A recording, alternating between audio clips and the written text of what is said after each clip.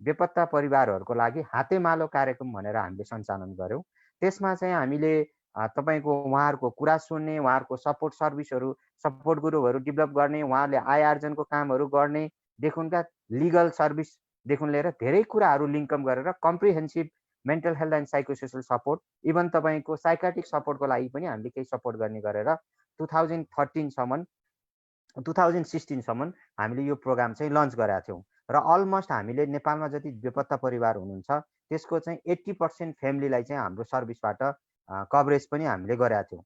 र त्यसपछि बिस्तारै हामीले अलिकति कम्युनिटी बेस्ड साइकोसोसियल गतिविधिहरू गर्नुपर्छ भनेर चाहिँ त्यसमा हामी काम गर्दै गयौँ। र जब नेपालमा 2015 चाहिँ भूकम्प भइसकेपछि त्यसमा वान अफ द मेजर कम्पोनेन्टको रूपमा चाहिँ हामी साइकोसोसियल एक्टिभिटीलाई चाहिँ जुन 3 महिनाको पिरियड थियो सुरुको रिलिफ फेजमा हामीले धेरै भोलिन्टियरहरूलाई चाहिँ तपाईँको अर्थक्वेक पछाडि पनि 2 दिन 3 दिनको चाहिँ हामीले साइकोलोजिकल फर्स्ट एड ट्रेनिङ गरेर मोबिलाइज गऱ्यौँ।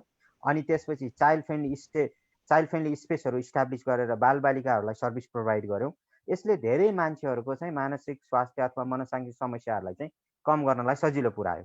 र त्यो अनुभवको आधारमा हामीले चाहिँ बिस्तारै अहिले चाहिँ अनि बिचमा हामी जुन जतिखेर रिकभरी प्रोग्राम गयौँ, रिकभरीको प्रोग्राममा जाँदाखेरि चाहिँ अलिकति बालबालिकाहरूलाई केन्द्रित गएर, किनभने अहिले त्यो समस्या अब म पछि कुरा पनि गर्छु, विद्यालयहरू छ समुदायमा, तर विद्यालयहरूको कतिपय भागहरू त तपाईँको विद्यालयमा भत्किसकेको अवस्थामा छ।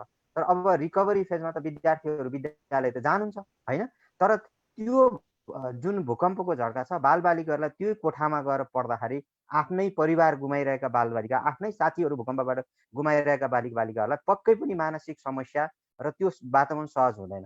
त्यसपछि हामीले यो काभ्रेमा चाहिँ एउटा प्रोग्राम चाहिँ टेस्ट पनि गऱ्यौँ, पाइलट टेस्ट पनि गऱ्यौँ, चिल्ड्रेन रेजिलियन्स प्रोग्राम भनेर। त्यसमा चाहिँ हामीले मोर चाहिँ यो विपद सम्बन्धी सेसनहरू, उनीहरूको चाहिँ के अरे निड्सहरू के हो भन्ने सेसनहरू डेभलप गरेर चाहिँ यो प्रोग्रामहरू चाहिँ हामीले लन्च गऱ्यौँ।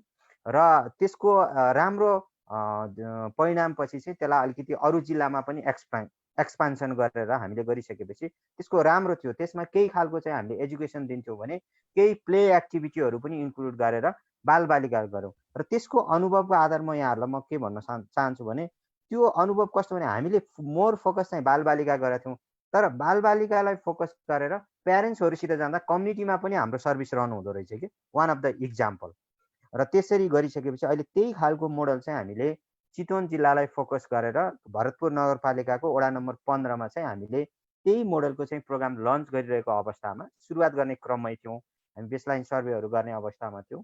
तर अब यो कोभिडको जुन यो महामारी छ यसले गर्दाखेरि हामी मोर चाहिँ अहिले यो कोभिड रेस्पोन्समा, प्रिपेयरनेस र रेस्पोन्समा लागेका छौँ। र यसमा चाहिँ हाम्रो सर्भिस के छ त भन्दाखेरि मेन्टल हेल्थमा चाहिँ हामीले केही साइकोलोजिस्ट भोलिन्टियरहरूको टिमहरू गरेर पनि हामीले टेलिफोनबाट अथवा भिडियो कलबाट पनि परामर्श सेवाहरू दिने कामहरू गरिरहेका छौँ भने हामीले अनलाइनबाट सर्ट कोर्सहरू गरेर साइकोलोजिकल फर्स्ट एडको सर्भिस दिएर जिल्लामा एकदमै रिमोट गाउँहरूमा पनि हामीले क्वारेन्टाइनमा रहेका अनि त्यसपछि बोर्डरको होल्डिङ सेन्टरमा रहेका, काठमाडौँका होल्डिङ सेन्टरमा रहेका व्यक्तिहरूलाई यो सर्भिसहरू साइकोलोजिकल फर्स्ट एडलाई चाहिँ हामी प्रमोट गरेका छौँ, त्यो सर्भिस डेलिभर गरेका छौँ। जहाँसम्म तपाईँको प्रश्न चाहिँ यो सुसाइड प्रिभेन्सनको कुरा छ, हामीले पछिल्लो समय चाहिँ के छ त भन्दाखेरि अहिले हालसालै हामी कोसिस नेपालको टेक्निकल सपोर्टमै विनोद सर पनि हुनुहुन्छ, उहाँ पनि हुनुहुन्थ्यो। हामीले अहिले हाम्रो चाहिँ लगभग हामीसित हाम्रो नेटवर्कमा के छ त भन्दा 77 डिस्ट्रिक्टमा चाहिँ हाम्रो जिल्ला शाखा छ, 7वटा प्रोभिन्समा हाम्रो प्रदेश छ, अनि त्यसपछि हाम्रो लगभग 1500 भन्दा बढी चाहिँ हाम्रो उपशाखाहरू हुनुहुन्छ। र हामीसित धन्नै तपाईँको मेम्बर र जुनियर स्कुलहरू विद्यालय स्तरमा रहेका junior red cross circle, college लेभलमा भएका युथ रेड क्रस सर्कल गरेर हामीसित 10 लाख भोलिन्टियरहरू हुनुहुन्छ। त्योसम्म हामीले सुसाइड प्रिभेन्सनको म्यासेज प्रोभाइड गर्ने हिसाबले हामीले यो 8, 9, 10, 11 तारिक भनेको हिजोसम्म चाहिँ हामीले लगभग 5वटा सेसन अर्गनाइज गऱ्यौँ र एराउन्ड 300 मान्छेहरूको चाहिँ पार्टिसिपेसन थियो। र त्यसमा एउटै तपाईँको चाहिँ कन्ट्याक्ट एड्रेसबाट पनि धेरै मान्छे सहभागी भएर पहिला चाहिँ हामी रेड क्रस भित्रकै मान्छेलाई सुसाइड प्रिभेन्सनमा हामीले काम गर्नुपर्छ भन्ने खालको चाहिँ एउटा सेन्सिटाइज गरेका छौँ। किन हामीले उहाँहरूलाई सेन्सिटाइज गरेको त भन्दाखेरि लोकल लेभलमा जुन ठाउँमा उपशाखा छ, जुन विद्यालय स्तरमा हाम्रो जुनियर रेड क्रस सर्कल छ, जहाँ हाम्रो युथ भोलिन्टियर हुनुहुन्छ, लोकल लेभलको लोकल गभर्मेन्टसित कोअर्डिनेसन गरेर त्यहाँ चाहिँ एडभोकेसी गर्ने, उहाँहरूसित मिलेर काम गर्न लागि रेड क्रस सधैँ काम गरिरहेको छ। त्यस कारणले उहाँहरू नै एउटा सूत्रधार हुनुहुन्छ भनेर यो प्रोग्राम लन्च गरेका छौँ र एक प्रकारले सफल भएको पनि छ र आगामी दिनमा अझ हामीले यसलाई अझ डिटेल प्रोग्रामहरूको रूपमा पनि विकास गर्दै लगेर हामीले इम्प्लिमेन्टेसन गर्ने रणनीति भएको कुरा यहाँहरूलाई म जानकारी गराउन चाहन्छु। हस्, धन्यवाद। Wow, thank you so much sir. हजुरहरूलाई बधाई पनि छ, यति राम्रो कार्यक्रम इम्प्लिमेन्ट गर्नुभएको रहेछ र यसरी मेन चाहिँ पिएफएबाट फर्दर अरू डिस्ट्रोय नहोस् भन्नको लागि चाहिँ हजुरहरूले जुन कार्य गर्नुभएको छ यसको लागि हामी सम्पूर्ण आभार व्यक्त गर्दछौँ। र त्यस्तै अब हामी अघिदेखि कुरा नै गरिरहेछौँ मेन्टल वेलबिङको लागि अथवा सुसाइड प्रिभेन्सनको लागि। म चाहिँ हाम्रो आदरणीय भूपेन्द्र सरसँग जोडिन चाहेँ र मैले रिक्वेस्ट पनि गर्न चाहन्छु हाम्रा आजको प्यानलिस्टहरूले चाहिँ भिडियो अन गरिदिनु पर्ने हुनेछ, किनभने हाम्रो सम्पूर्ण श्रोताहरूले हजुरहरूलाई देख्न सक्नुहुनेछ। अब भूपेन्द्र सर, अहिले जस्तो अघि हाम्रो सरहरूले भनिसक्नु भएको छ विभिन्न कार्यहरू पनि भइरहेको छ, पिएफएलाई फोकस दिइरहेछ भनेपछि, र हजुरले चाहिँ हस्पिटल बेसमा एज अ क्लिनिकल साइकोलोजिस्ट भएर काम गरिराख्नु भएको छ। यो mental health problem, suicide problems चाहिँ कस्तो व्यक्तिहरूलाई चाहिँ हाई रिस्क देखिन्छ र कोही व्यक्तिहरूले चाहिँ जस्तो सुसाइड एटम अथवा सुसाइड आइडिएसनहरू चाहिँ जो कोलाई पनि आउन सक्छ कि कुनै प्रब्लमलाई फेस गर्न नसकेको कारणले आउन सक्छ, यसको बारेमा चाहिँ प्रश्न पारिदिनु हुन म भूपेन्द्र सरलाई अनुरोध गर्न चाहन्छु। हस्, धन्यवाद लीलाजी। अब यहाँको प्रश्न जुन छ त्यसलाई एड्रेस गर्दैछु। हजुर सर। सुसाइड मा के भन्ने गर्दछ भन्दाखेरि प्राय विभिन्न रिसोर्सहरूले आर्टिकल्सहरूमा के देखिन्छ, मेरो भोइस एक प्रकारको च्यालेन्ज नै होला हैन? अहिले भोइस कस्तो छ मेरो? ठिक छ? अहिले ठिक छ सर। ओके। लगभग अराउन्ड 95% जति सुसाइड चाहिँ एउटा सिम्पटम्सको रूपमा चाहिँ मेन्टल डिसअर्डरमै देखिने गर्दछ भन्छ, अलिकति क्रिटिकल। अनि बाँकी 5%हरू अराउन्ड 5% चाहिँ विभिन्न कारणले गर्दाखेरि प्रब्लमै नदेखिँदा पनि अथवा कुनै पर्सनालिटी फ्याक्टर्सको कारणले गर्दाखेरि पनि देखिने गर्दछ। जस्तै पर्सनालिटी फ्याक्टर भन्दाखेरि यहाँनिर विभिन्न व्यक्तिका विभिन्न स्वभावहरू हुने गर्दछन्, जस्तै कसैले अचानक निर्णय लिनेहरू, अनि इम्पल्सिभ टाइपका बिहेभियरहरू र अलिकति मुड फ्लक्चुएट हुने खालका व्यक्तिहरू, मुड कन्ट्रोल गर्न नसक्नेहरू वा अलि सजिलैसँग चेन्ज हुने खालकाहरूमा चाहिँ देखिएको छ भनेर अध्ययनले बताइरहेको छ।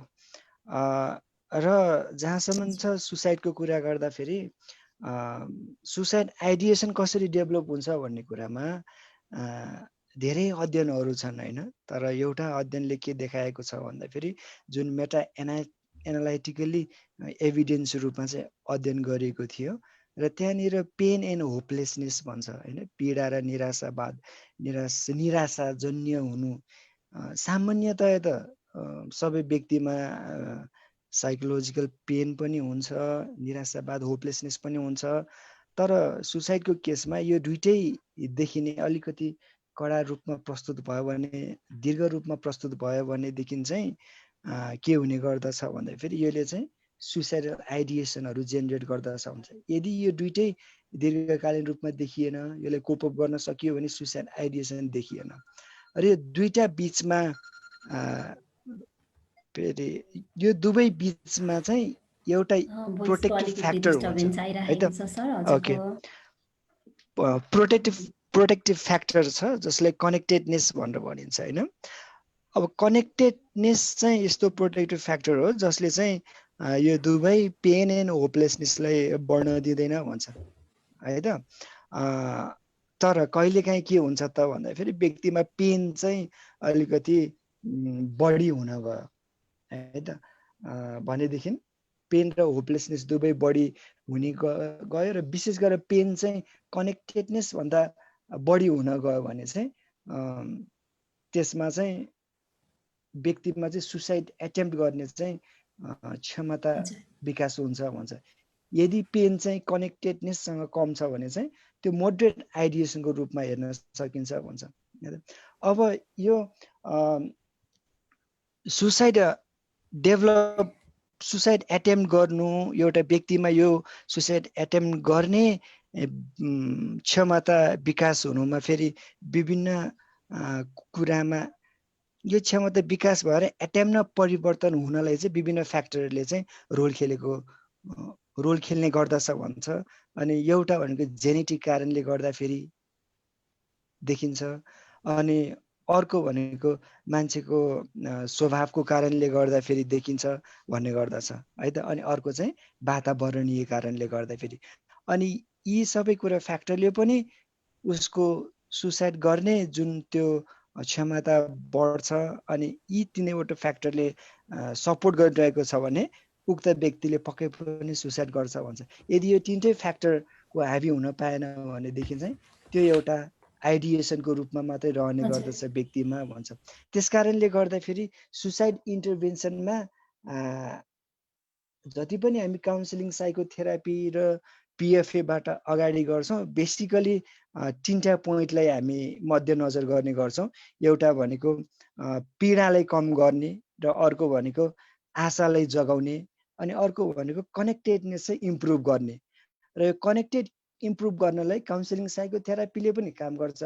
साथसाथै यो चाहिँ गभर्मेन्टको र कम्युनिटी लेभलको पनि उत्तिकै महत्त्वपूर्ण भूमिका हुने गर्दछ भन्छन् है त।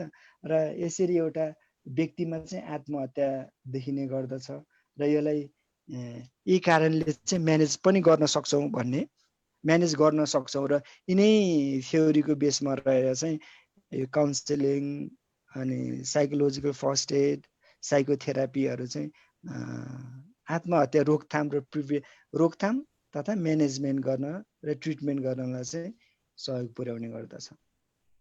Okay, thank you so much sir. र तपाईँलाई नै हाम्रो सीता गुरुङजीले चाहिँ फेसबुक लाइभबाट क्वेसन सोध्नु भएको छ, जुन हाम्रो समाजमा आत्महत्याको बारेमा अथवा मेन्टल इलनेसको बारेमा बोल्दाखेरि चाहिँ एक प्रकारको हाउगुजी डरलाग्दो स्थिति छ अनि र यसमा चाहिँ आत्महत्याको झन् जोखिम बढाउने हो कि यो बारेमा कुरा गर्दा के हो, प्रश्न पारिदिनु हुन अनुरोध गर्दछु भन्नुभएको छ। अब सबै मानसिक समस्या, मेन्टल डिसअर्डरहरूमा, मनोसामाजिक समस्याहरूमा आत्महत्या देखिँदैनन्। आत्महत्या एउटा लक्षणको रूपमा मात्रै प्रस्तुत हुने हो र सबैभन्दा अगाडि मनोशिक्षाको आवश्यकता पर्छ कि आत्महत्या एउटा सोचाइको रूपमा विकास हुने हो र यो विकास सोचाइको रूपमा सोचाइमा लक्षणको रूपमा आयो भन्दैमै यो आत्महत्यासँग डराइहाल्नुपर्ने अवस्था चाहिँ छैन। तर है त, तर जब व्यक्ति यो विशेष अनुसार फरक हुने भएको कारणले गर्दाखेरि आत्महत्यालाई एउटा छुट्टै तरिकाले हामीले एड्रेस गर्नुपर्ने हुन्छ र यो आत्महत्या गर्ने एउटा समस्या हो है त। विशेष गरी के हुन्छ भन्दाखेरि जब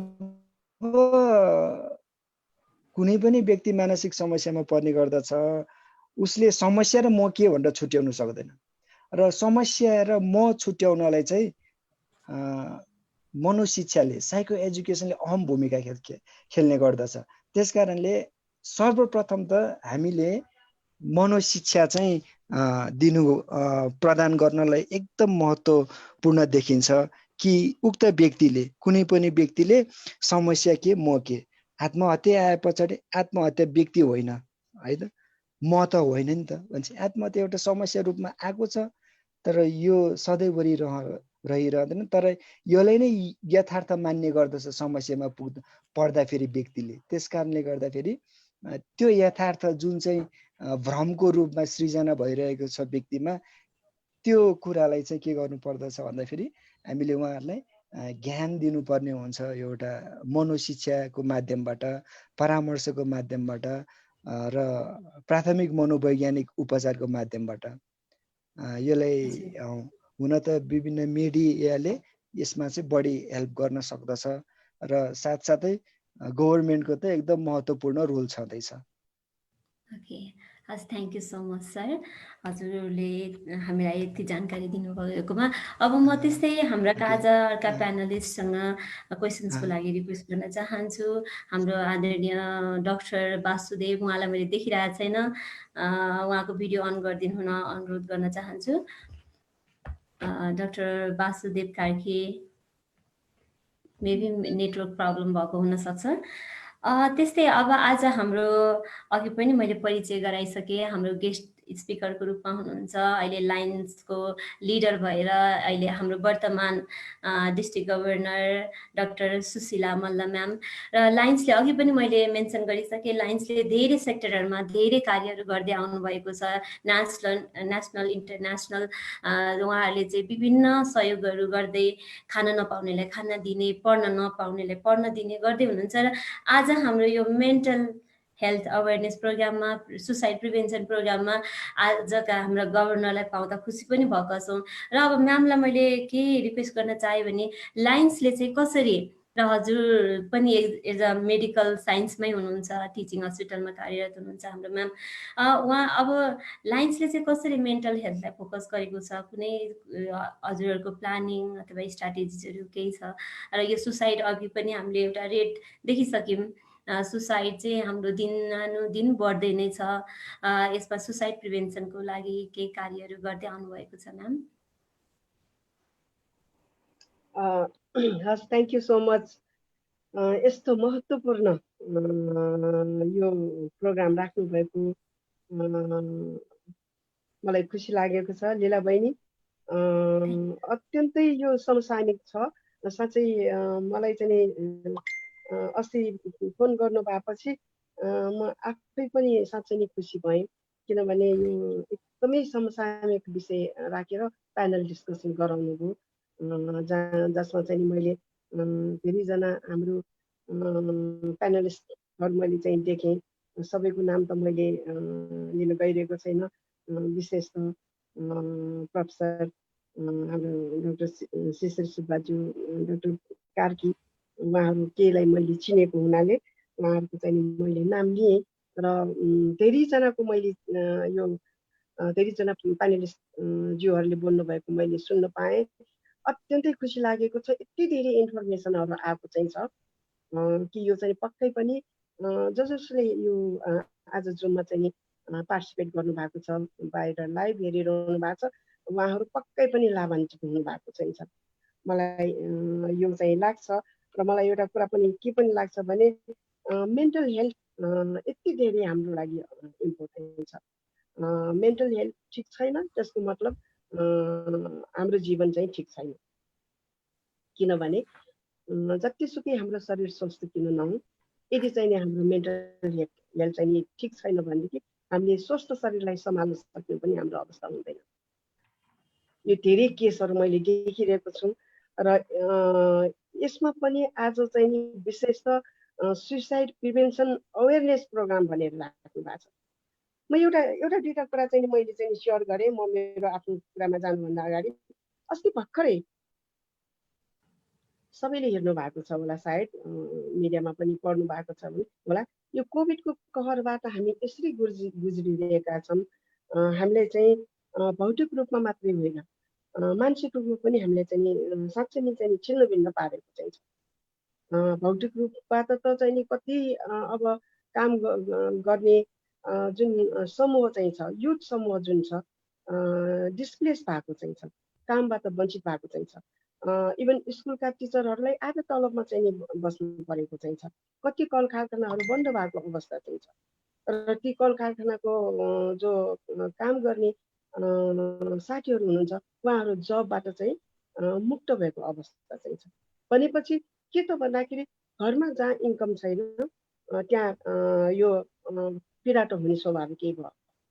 र हामीले हेरिरहेका छौँ बच्चाहरूको पीडा जब अझ त्यसमा थपिन्छ त्यो असह्य चाहिँ हुन्छ। अहिलेको समयमा मैले कोभिड-19 म्यानेजमेन्टको कुरा चाहिँ थोरै चाहिँ यहाँ जोडेँ। हामीले चाहिँ लायन्समा बसेर हामीले काम गरिरहँदाखेरि यति धेरै फोन आउँछ मलाई। हामीले मलाई त धेरै नै ग्रासरुट लेभलमा गएर यो यो राहतको कामहरू गरिरहेछौँ। मिडियाको मान्छेहरूले सोध्छन्, मलाई सोध्छ, डाक्टर साहब तपाईँहरूलाई डर लाग्दैन यस्तो कोभिडको समयमा मान्छेहरूभित्र चाहिँ बसिरहेको हुन्छ, इभन घर परिवारमा पनि एक अर्कोसँग टाढा बसिरहेको अवस्थामा तपाईँहरू समुदायमा गएर राहत वितरण गरिरहनु भएको छ, काम गरिरहनु भएको छ, तपाईँहरूलाई डर लाग्दैन भनेर सोध्नुहुन्छ उहाँहरूले। तर यो चाहिँ नि के भन्दाखेरि यो एउटा मलाई के लाग्छ भने सोसियल सेक्टरमा काम गर्ने भन्ने कुरा एउटा प्यासन हो, एउटा जुनुन भन्छ नि, एउटा जुनुन भन्छ। हामी चाहिँ नि जुनुनका साथ काम गरिरहेका छौँ, तथापि हामी चाहिँ सेफ साइडमा बसेर पनि काम गरिरहेका छौँ ताकि हामी पनि आफू पनि सुरक्षित हौँ र हामीले जसको लागि काम गरिरहेका छौँ उनीहरूलाई पनि सुरक्षाको अनुभूति होस्। हामीले चाहिँ नि यो स्वास्थ्य मन्त्रालयको गाइडलाइनभित्र बसेर काम गरिरहेका छौँ। WHO को गाइडलाइन पनि छ, त्यसमा पनि डिस्ट्रिक्ट 325A2 को गाइडलाइन पनि चाहिँ हामीले मानेर काम गरिरहेका छौँ। अब मैले चाहिँ अलिकति यो अरू कुरामा जानुभन्दा अगाडि समय कति छ मलाई त्यति आइडिया भएन, तथापि म 5-7 मिनटको समय लिन चाहन्छु। हामी जो साथीहरू नन लाइन्स हुनुहुन्छ उहाँहरूलाई चाहिँ थोरै इन्फर्मेसन होस् भनेर यो मैले भन्न गइरहेको चाहिँ छु। लाइन्स संसारको सबैभन्दा ठुलो चाहिँ नि सोसियल अर्गनाइजेसन हो। यो इन्टरनेसनल यो चाहिँ नि यसको चाहिँ नि अफिस हेडक्वार्टर सिकागोमा चाहिँ छ र यसको चाहिँ नि करिब चाहिँ नि 15.5 लाख मेम्बरहरू चाहिँ यसको रहेको चाहिँ छ र चाहिँ हाम्रो नेपालमा लाइन्सको यो लाइन्स भित्रिएको 1971 मा हो। लाइन्सको जन्म 1917 मा भएको थियो र नेपालमा यो भित्रिएको 1971 मा हो। मातृका प्रसाद कोइराला हाम्रो आदरणीय पूर्व प्रधानमन्त्री उहाँको समयमा विराटनगरमा पहिलो क्लब खोलेपछि यो भित्रिएको हो र हाम्रो चाहिँ नि भौगोलिक हिसाबबाट 4वटा डिस्ट्रिक्ट छ। हामी डिस्ट्रिक्ट 325A2 अन्तर्गत पर्छ र हाम्रो पनि निकै नै परिवार चाहिँ ठुलो सङ्ख्यामा चाहिँ छ र हामी अहिलेको समयमा कोभिड-19 म्यानेजमेन्ट सपोर्टको लागि हामी लागि परेका छौँ। यसमा हामीले 2-3वटा कुराहरू देखेका छौँ। पहिलो कुरा जो चाहिँ परिवार जबबाट विस्थापित भएका छन् तिनीहरूले चाहिँ सर्भाइभलको लागि कोसिस गरिरहेको हामीले देखिरहेका छौँ। अर्को पक्ष चाहिँ जो परिवारलाई साथ सहयोग दिनुपर्ने चाहिँ देखिरहेको चाहिँ छ, त्यो साथ सहयोग दिनलाई चाहिँ कतैबाट पनि कोठाइ भएको चाहिँ छैन, सबै लागि परेको चाहिँ छ। एउटा असाध्यै पोजिटिभ सन्देश गएको छ।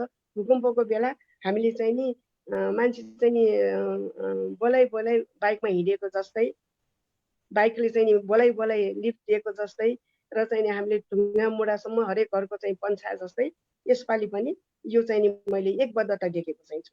यो अत्यन्तै खुसीको चाहिँ कुरा। तर यति भन्दै पनि अर्को पक्ष चाहिँ नि मैले देखिरहेको जुन चाहिँ भुखमरी, जुन गरिबी, जुन पीडाबाट गुज्रिरहेको चाहिँ छ, यसले ठुलो चाहिँ नि जनसङ्ख्या प्रभावित भएको चाहिँ छ। त्यसैको कारणले पनि हो कि सुसाइड गर्ने केसहरू चाहिँ धेरै छन्। कोभिडको इन्फेक्सनबाट मर्नेहरू भन्दा सुसाइडबाट मर्नेहरूको मृत्युवरण गर्नेहरूको सङ्ख्या बढेको चाहिँ छ। र अघि पनि हामीले यो चाहिँ रिपोर्टको चाहिँ हामीले मेन्सन गरिसक्यौँ। करिब पर डे चाहिँ 16 जना मिनिमम आत्महत्या गरिरहेको रिपोर्ट चाहिँ आएको चाहिँ छ।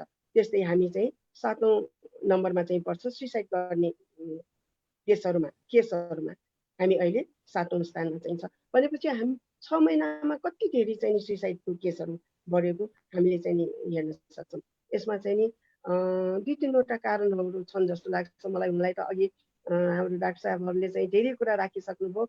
मैले उहाँहरूको कुरालाई ऐजन भन्दै मैले 2-3वटा कुरा मात्र यहाँ चाहिँ जोड्न चाहिँ चाहेको। पहिलो कुरा त यो चाहिँ नि अभाव, गरिबी र चाहिँ नि बच्चाहरू पीडाबाट गुज्रेको, हेर्न नसकेको पीडाबाट यो सुसाइड गर्ने केसहरू चाहिँ बढेको चाहिँ छ।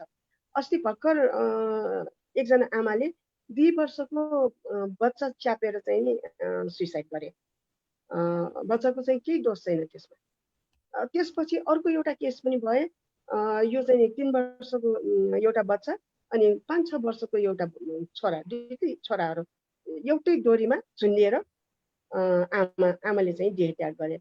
मृत्युवरण गर्नु भनेको त सबभन्दा चाहिँ नि पीडादायक क्षणबाट गुज्रेपछि त मृत्युवरण गर्ने हो, सुसाइड गर्ने हो। कति सहन गाह्रो भयो होला त्यो आमालाई, कि त्यो बच्चाहरूको चाहिँ ज्यानको माया पनि त्यो आमाले गरेन। र त्यो बाहेक पनि भौतिक क्षति भएको एउटा साइकोलोजिकल ट्रमा, जस्तो अस्ति भर्खर एउटा चाहिँ नि एउटा व्यक्तिले एउटा प्रोजेक्टमा काम गर्नको लागि, व्यवसायमा काम गर्नको लागि लगानी गरे, 1-1.5 करोडको लगानी गरे, तर लकडाउन भयो, उहाँको चाहिँ नि लगानी डुब्यो।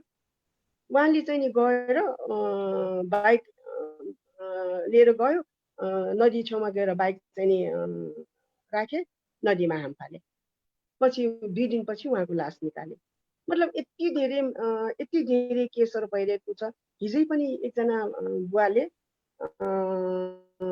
3टा बच्चाहरूलाई छोडेर आत्महत्या गरे, बच्चाहरूलाई खुवाउन नसकेको हुनाले। यति धेरै पीडाबाट गुज्रिरहेको अवस्था चाहिँ छ। र चाहिँ नि हामी साँच्चै कोभिडको कहरबाट गुज्रिरहेको भन्छौँ म यसलाई, कहर हो यो। हामी हाम्रो चाहिँ नि यो अघि मैले भनिसकेँ, कामको चाहिँ नि कति कामहरूबाट निष्कासन भएको छ, जसको कारण चाहिँ अर्थतन्त्र अस्तव्यस्त भएको चाहिँ छ। सामाजिक संरचनामा चाहिँ यसको निकै ठुलो नेगेटिभ इम्प्याक्ट परेको चाहिँ छ। महिलाहरू धेरै चाहिँ नि डोमेस्टिक भाइलेन्समा परेको चाहिँ छ। अब भन्नलाई चाहिँ मलाई अप्ठ्यारो लाग्दैन, यहाँहरूले अन्यथा पनि नमान्नु होला। सबै एक ठाउँमा बसेको छ, मनसँग त हामी लडिरहेकै छौँ। विभिन्न किसिमको साइकोलोजिकल ट्रमा भयो, हामी आफूसँग आफै लडिरहेको अवस्था। त्यसमा चाहिँ पनि परिवारसँग एकको अर्को विचार विभेदको कारण परिवारमा चाहिँ कन्फ्लिक्ट, र यी सब कुराहरूको कारणले गर्दाखेरि कतिपय व्यक्तिहरूलाई यो असह्य वातावरण बनिरहेको चाहिँ छ। त्यसैले मृत्युवरण गर्नु सबभन्दा सजिलो उपाय मानेर सुसाइड गरेको हामीले देखिरहेका छौँ। अब यो सब कुरामा चाहिँ नि हामीले हेर्दाखेरि मलाई कस्तो लाग्छ भने हामी कसै न कसैले त यसको लागि कोसिस त गर्नै पर्छ। सामाजिक क्षेत्रमा लागेका सङ्घ संस्थाहरू यसमा लागि परेको चाहिँ छ। त्यसमा लाइन्स पनि पछि परेको चाहिँ छैन। पछि अगाडि बढेर प्रोएक्टिभ भएर हामीले गर्नुपर्छ है भनेर लागिरहेको चाहिँ अवस्था हो।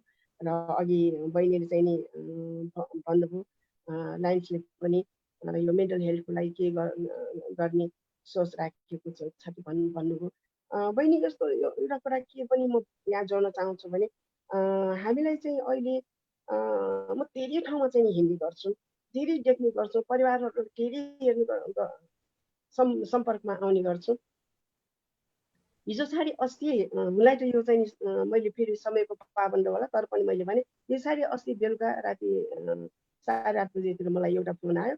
मलाई के भन्नुभयो त्यो भाइले भने, मेरो आँखा दुइटै देख्दिनँ, 2टा बच्चाहरू छन्, बच्चाहरू भोकले रोइरहेको चाहिँ छ, मैले आत्महत्या गर्ने बाहेक उपाय भएन भन्नुभयो उहाँले।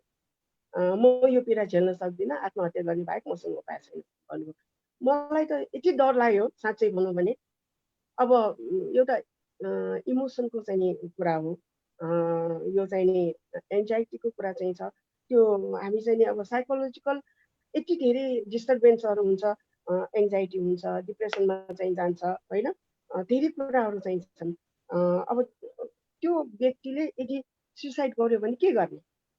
मलाई त एकदमै टेन्सन भयो हो कि। अनि मैले भाइ यस्तो कुरा चाहिँ नगर्नुहोस्, तपाईँ कहाँ भोलि बिहान तपाईँ कहाँ चाहिँ नि राहतको सामग्री आइपुग्छ भनेर चाहिँ नि मैले उहाँलाई भन्नुपर्ने अवस्था आयो मलाई नि। मलाई त त्यही राति सुसाइड गरिदिएला भन्ने पनि चिन्ता लाग्यो कि। अनि मैले त्यो भाइसँग कुरा गरिसकेपछि हाम्रो यतैको भाइलाई, कोटेश्वरमा बस्छु म, कोटेश्वरको त्यो हाइटमा बस्नु, कोटेश्वर हाइटमा, मैले त्यहाँकै वरिपरिको 1-2जना भाइहरूसँग कुरा गरेँ। ल है भाइ, भोलि बिहान 4 बजे त्यो भाइको चाहिँ कोठामा पुग्ने, घर खोजेर जानुहोस्, घर पनि थाहा छैन, टेलिफोन नम्बर थियो, मैले चाहिँ टेलिफोन नम्बर फरवार्ड गर्ने र चाहिँ तपाईँहरू त्यो घरमा चाहिँ नि उज्यालो नहोस्, उज्यालो हुनुभन्दा अगाडि त्यो घरमा तपाईँ पुग्नु पर्यो भने भक्तपुरको कहाँ कहाँ कुना काप्चा कहाँ कहाँ चाहिँ नि उसमा रहेछ पुगेर त्यो चाहिँ नि मेरो त्यो भाइहरूले राहतको सामग्री एक बोरा चामल अरू सबै सामानहरू जे चाहिँ दैनिक चाहिने हो बच्चाहरूलाई भोकबाट बचाउनुको लागि जे चाहिने सामानहरू चाउचाउ बिस्कुट साथमा लिएर छोडेर चाहिँ आएपछि अनि म ढुक्क भएँ। मैले फोन गरेँ, भाइ ठिक हुनुहुन्छ भन्दाखेरि म ठिक छु डाक्टर साहब, भाइहरूले हजुरले पठाएको भाइले ल्याएर पुर्याइदियो, अब म 1 महिनालाई मलाई ढुक्क भयो भन्नुभयो। मतलब यति धेरै पीडाबाट गुज्रिरहेको चाहिँ अवस्था छ। यसमा चाहिँ नि अब मैले चाहिँ नि साइकोलोजिकल यो चाहिँ नि ट्रमाको त कुरै गर्नु पर्दैन, अघि भनिसक्नुभयो। अब चाहिँ नि एङ्जाइटी यति धेरै छ, डिप्रेसनमा गइरहेको छ मान्छेहरू, सिजोफ्रेनियाबाट पनि सफर भइरहेको देखिएको छ अहिलेको समयमा। त्यस्तै चाहिँ नि अब सोमाटो सिन्ड्रोमहरूबाट पनि सफर भएको देखिरहेका छौँ हामीले। कुराकानी गर्दाखेरि थाहा हुन्छ र चाहिँ नि कसरी त्यो साइकोलोजिकल ट्रमाबाट बचाउने भन्ने नै यो चाहिँ चिन्तनको विषय भएको जस्तो लाग्छ मलाई अहिलेको समयमा।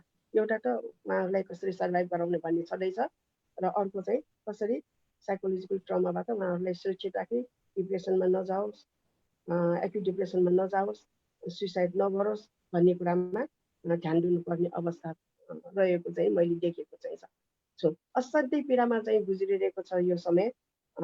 तसर्थ जो चाहिँ नि हाम्रो यो साइको सोसियल थेरापिस्टहरू उहाँहरूको चाहिँ ठुलो रोल रहेको मैले देखेको छु। साइकोलोजिकल काउन्सिलिङको ठुलो रोल रहेको देखेको छु अहिलेको समयमा। जसरी उहाँहरूले अहिले प्यानलिस्टहरूले जुन कुराहरू राख्नुभयो, यी कुराहरूले धेरै हदसम्म रिलिफ चाहिँ गर्छ भन्ने मलाई लागेको चाहिँ छ। र हाम्रो लाइन्सले डिस्ट्रिक्ट 22582ले अब यो चाहिँ नि साइकोलोजिकल काउन्सिलको एउटा चाहिँ नि एउटा सेक्टर नै हामीले इम्प्लिमेन्ट गर्न खोजिरहेका चाहिँ छौँ। अब जुनबाट हामीले एड्रेस गर्ने हाम्रो टार्गेट ग्रुपलाई, छुट्टै छुट्टै टार्गेट ग्रुपलाई छुट्टै किसिमको यो चाहिँ नि प्रोग्रामहरू डिजाइन गरेर हामी दिने भन्ने हामी चाहिँ सोच्नु पनि छौँ। हामीले दिइरहेका पनि छौँ। आजै पनि 2टा चाहिँ प्रोग्राम भएको चाहिँ छ। बिहान चाहिँ नि योग मेडिटेसनबाट चाहिँ कसरी मेन्टल हेल्थलाई हामी बलियो बनाउने भन्ने कुराको त्यो चाहिँ नि सेसन थियो। आज बेलुका पनि लायन्स क्लब अफ काठमाडौँ रेजले साइकेट्रिस्ट सिनियर साइकेट्रिस्टको मद्दतबाट मेन्टल हेल्थलाई कसरी हामी इन्हान्स गर्ने, यो ट्रमाबाट कसरी बस्ने भन्ने सम्बन्धमा एउटा कार्यक्रम राखेको छ। धेरैवटा कार्यक्रमहरू यस्तो छन् जसबाट अहिलेको समयमा मलाई लाग्छ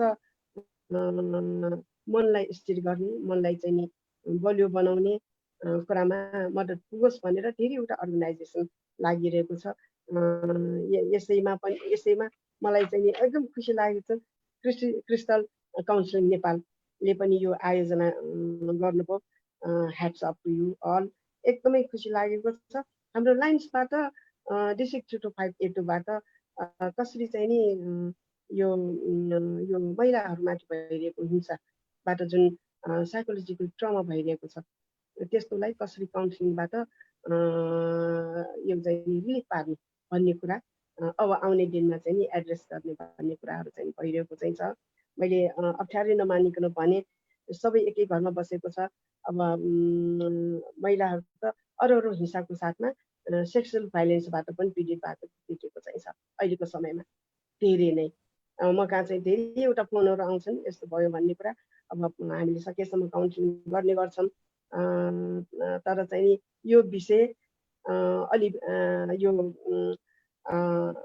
मेडिकल साइन्सकै एउटा पार्ट हो र चाहिँ तर यसको चाहिँ ह्यान्डल गर्ने जुन प्रोफेसनल साथीहरू हुनुहुन्छ उहाँहरूसँग चाहिँ हामी माग्छौँ, सहयोग माग्छौँ र हामी यसरी चाहिँ काउन्सिलिङ दिने गर्छौँ, काउन्सिलिङ गराउँछौँ। यसरी गरिरहेका छौँ र भविष्यमा हामीले कुनै पनि अर्गनाइजेसन जसले समाजमा मेन्टल हेल्थको लागि काम गरिरहेको चाहिँ छ उहाँहरूसँग मिलेर काम गर्ने हामीले इच्छा राखेका छौँ। हामी काम गर्न सक्छौँ पनि।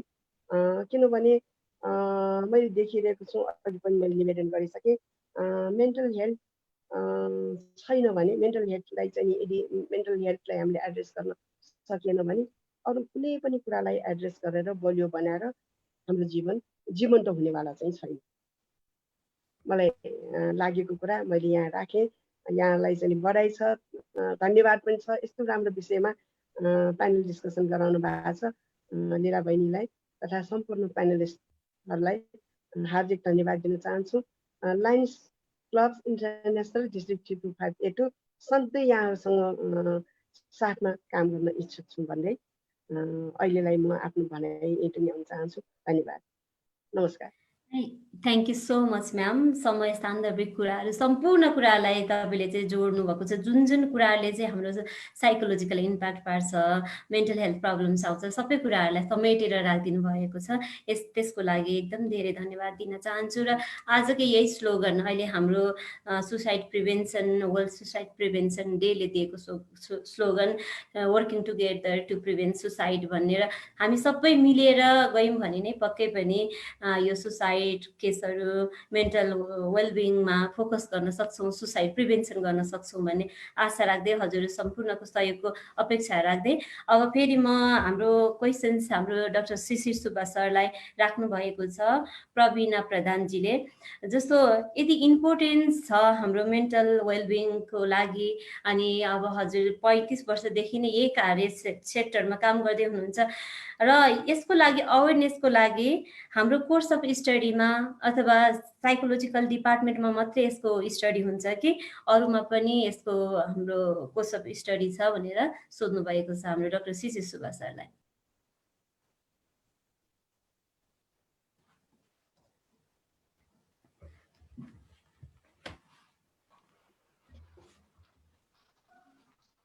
लिना एकपल्ट क्वेसन फेरि सुनौँ त। हाम्रो यो जुन मेन्टल वेलबिङका लागि अथवा मेन्टल हेल्थको कुरा चाहिँ हाम्रो कोर्स अफ स्टडीमा राखिएको छ कि छैन, अनि यो साइकोलोजिकल डिपार्टमेन्टमा मात्रै यसको पढाइ हुन्छ कि अन्य क्षेत्रमा पनि यसको पढाइ हुन्छ अवेरनेसको लागि भनेर सोध्नु भएको छ। त्रिभुवन विश्वविद्यालय अन्तर्गत मात्र मनोविज्ञानको पढाइ हुने गरेको छ अहिलेसम्म। मैले अघि भने जस्तै पूर्वाञ्चल युनिभर्सिटीले post graduate diploma in counselling भनेर चलाए तापनि 2 वर्षमा रोकियो। तर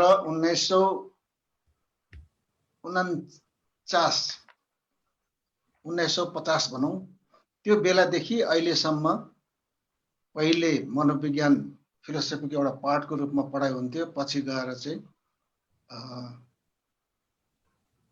ब्याचलर लेभलमा साइकोलोजी चाहिँ इन्ट्रोड्युस भयो र अहिलेसम्म त्रिभुवन विश्वविद्यालयमा मात्रै पढाइ हुन्छ।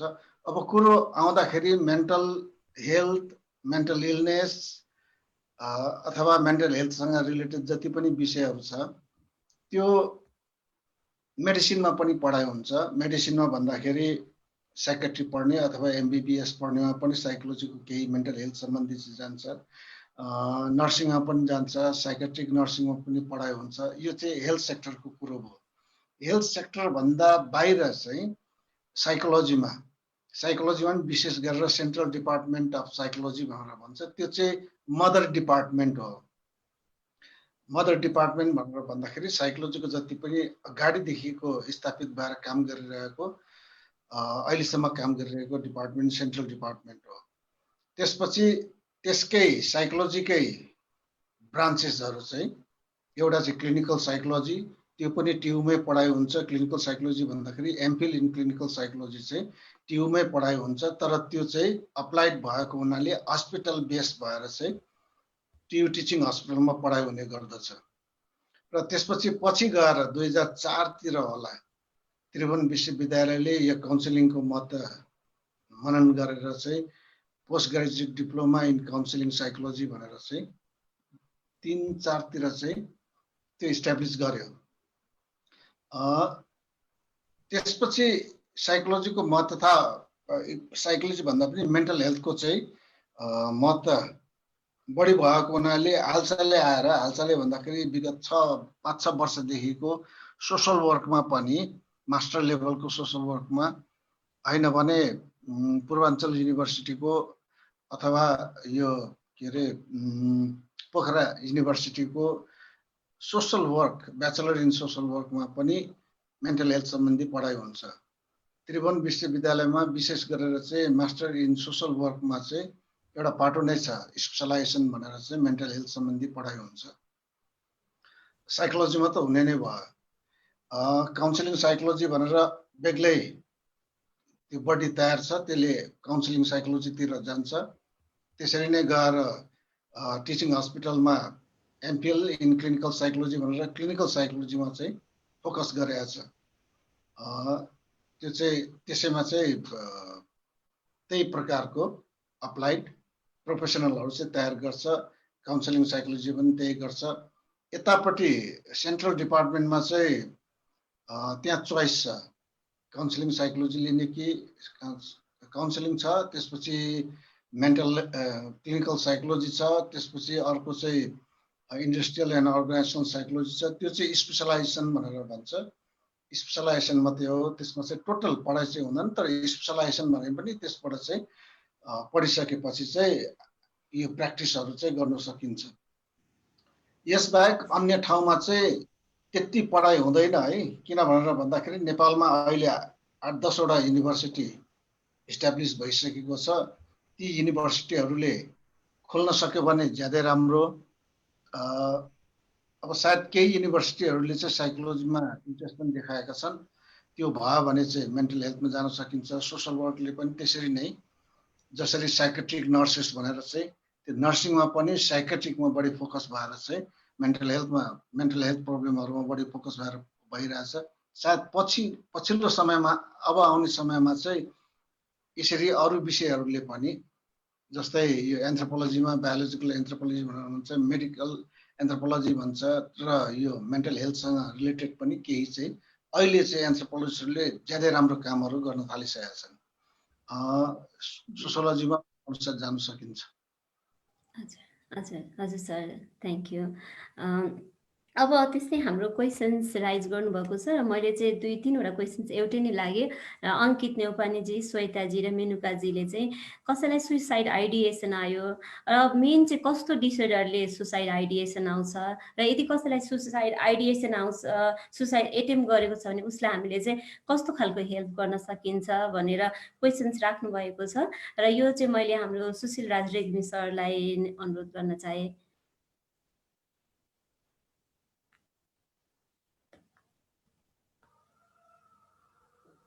लीलाजी एकचोटि फेरि क्वेसनको लागि। नर्मली अघि भने जस्तै 95% चाहिँ जुन मेन्टल इलनेस छ, मेन्टल डिसअर्डरहरू छ, त्यस्तोले सुसाइड एटेम्प गर्नुहुन्छ। र प्राय कस्तो व्यक्तिहरूले चाहिँ कुन डिजिज, कुन डिसअर्डरको व्यक्तिहरूले सुसाइड एटेम्प गर्नुहुन्छ, र यदि सुसाइड आइडिएसन आइसकेको छ भने र कसैले एटेम्प गरिसक्नु भएको छ भने त्यस्तो व्यक्तिलाई हामीले कसरी सहयोग गर्न सकिन्छ, फ्यामिली एज अ कम्युनिटीबाट भनेर क्वेसन्स राख्नु भएको छ। हस्, थ्याङ्क यू लीलाजी।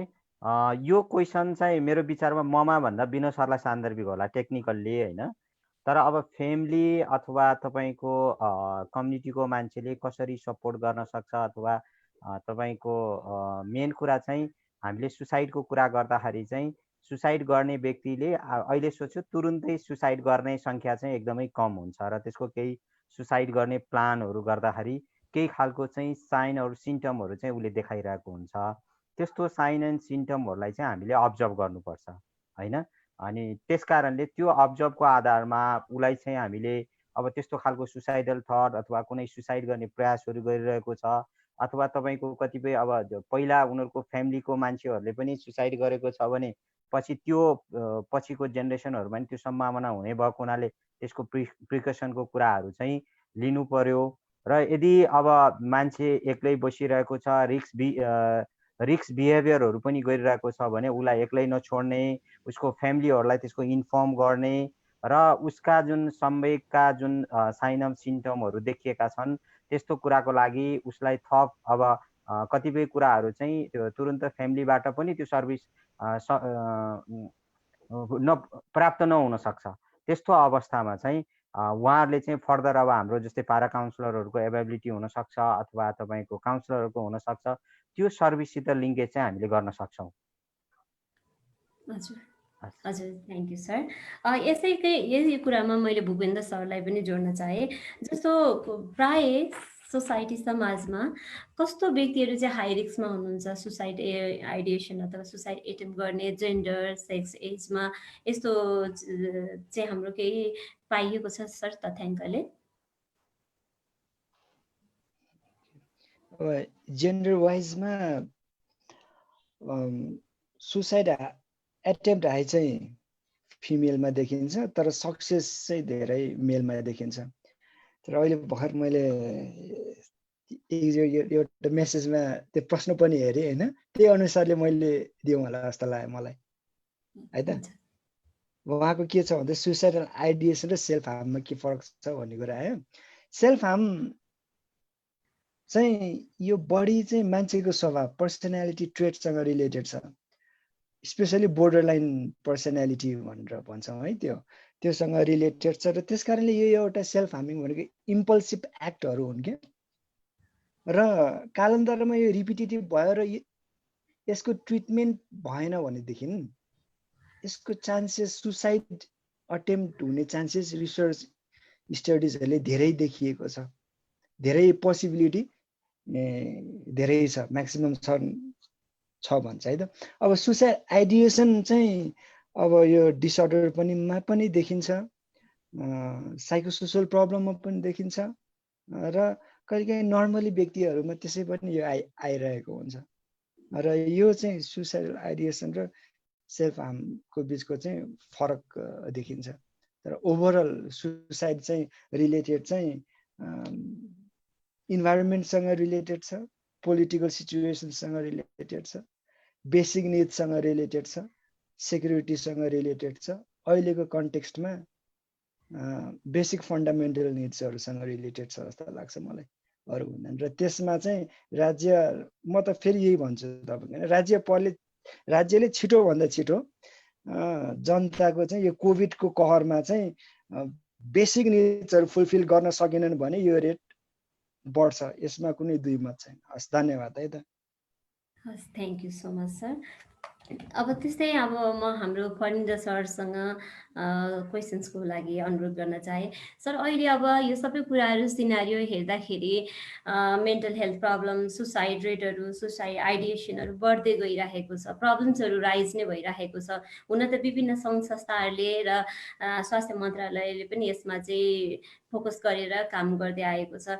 त्यसै गरेर अब म पनि एज अ साइकोसोसियल काउन्सिलरको केही अनुभवहरूको आधारमा हाम्रो सरकारले, हाम्रो स्वास्थ्य मन्त्रालयले भनौँ, यो जुन जनशक्ति, यो मेन पावरहरू अहिले बढिरहेको छ नि, काउन्सिलिङ साइकोलोजिस्टहरू, विभिन्न साइकोलोजिस्टहरू, क्लिनिकल साइकोलोजिस्टहरू हुनुहुन्छ, पारा काउन्सिलर्सहरू हुनुहुन्छ, उहाँहरूलाई चाहिँ कसरी सम्बोधन गरेको छ? हजुर, अझ मैले प्रश्न पार्न चाहे कुनै पनि फिल्डमा, अझ मैले सरलाई यसमै जोड्न चाहे, कुनै पनि फिल्डमा आफ्नो करियर चाहिँ सेक्योर गर्नलाई सक्नुहुन्छ होइन, तर अब साइकोलोजिकल फिल्डमा गर्न सक्ने कि नसक्ने भन्ने एउटा क्वेसन्सहरू पनि नर्मली धेरै राइज भइरहेको छ। यसमा चाहिँ हजुर एज अ प्रमुख भएर कसरी सम्बोधन गरिएको छ सर यसलाई? हजुर, हस्, म लिलाजीलाई थोरै स्पेसिफिकली नै एन्सर दिन चाहेँ पहिला होइन। नेपाल गभर्मेन्टले अहिले मेन्टल हेल्थको इस्युजलाई एकदमै नजिकबाट चाहिँ हेर्न खोजिरहेको अवस्था छ। हिजोका दिनमा नेपाल सरकारको जति पनि हेल्थ इन्स्टिट्युसनहरू छन् त्यसमा दरबन्दीकै कुरा गर्ने हो भने पनि हामीसँग मनोचिकित्सकै दरबन्दी पनि खासै धेरै छैन, त्यो एकदमै अपुग छ। अहिले कार्यरतकै कुरा गर्ने भने त जम्मा जम्मी 11 जना मनोचिकित्सकले मात्रै पब्लिक सेक्टरमा गभर्मेन्ट हस्पिटलमा काम गर्नुहुन्छ। त्यसमा पनि 6 जना हाम्रो यो लगनखेलको मानसिक अस्पतालमा हुनुहुन्छ भने 5 जना मात्रै देश बाहिर पब्लिक सेक्टरमा हुनुहुन्छ। देश बाहिर भन्न खोजेको काठमाडौँ बाहिर भन्न खोजेँ मैले, काठमाडौँ बाहिर पब्लिक सेक्टरमा हुनुहुन्छ भनेपछि जनशक्ति अहिले हामीसँग दरबन्दी नै मनोचिकित्सकै कम छ। एउटा पाटो त्यो भयो भने अब यहाँले भने जस्तै अब मनोचिकित्सक मात्रै होइन, यो फिल्डमा त सबभन्दा ठुलो भूमिका त अब साइकोसोसियल काउन्सिलरको रहन्छ भन्ने महसुस हामीलाई भएको छ र अब अहिले स्वास्थ्य मन्त्रालयले यो होल संरचनाको पुनर्संरचना जुन रिअर्गानोग्राम गर्दैछ यो विषय एकदमै हामीले घनीभूत रूपमा उठाएका छौँ। अब फर्चुनेटली भन्नुपर्छ अहिले स्वास्थ्य मन्त्रालयको प्रमुख विशेषज्ञ को रूपमा अब हाम्रै क्षेत्रको अहिले चाहिँ साइकाट्रिस्ट डाक्टर साहब नै हुनुहुन्छ, डाक्टर रोशन पोखरेल, यहाँले चिन्नु भएकै छ।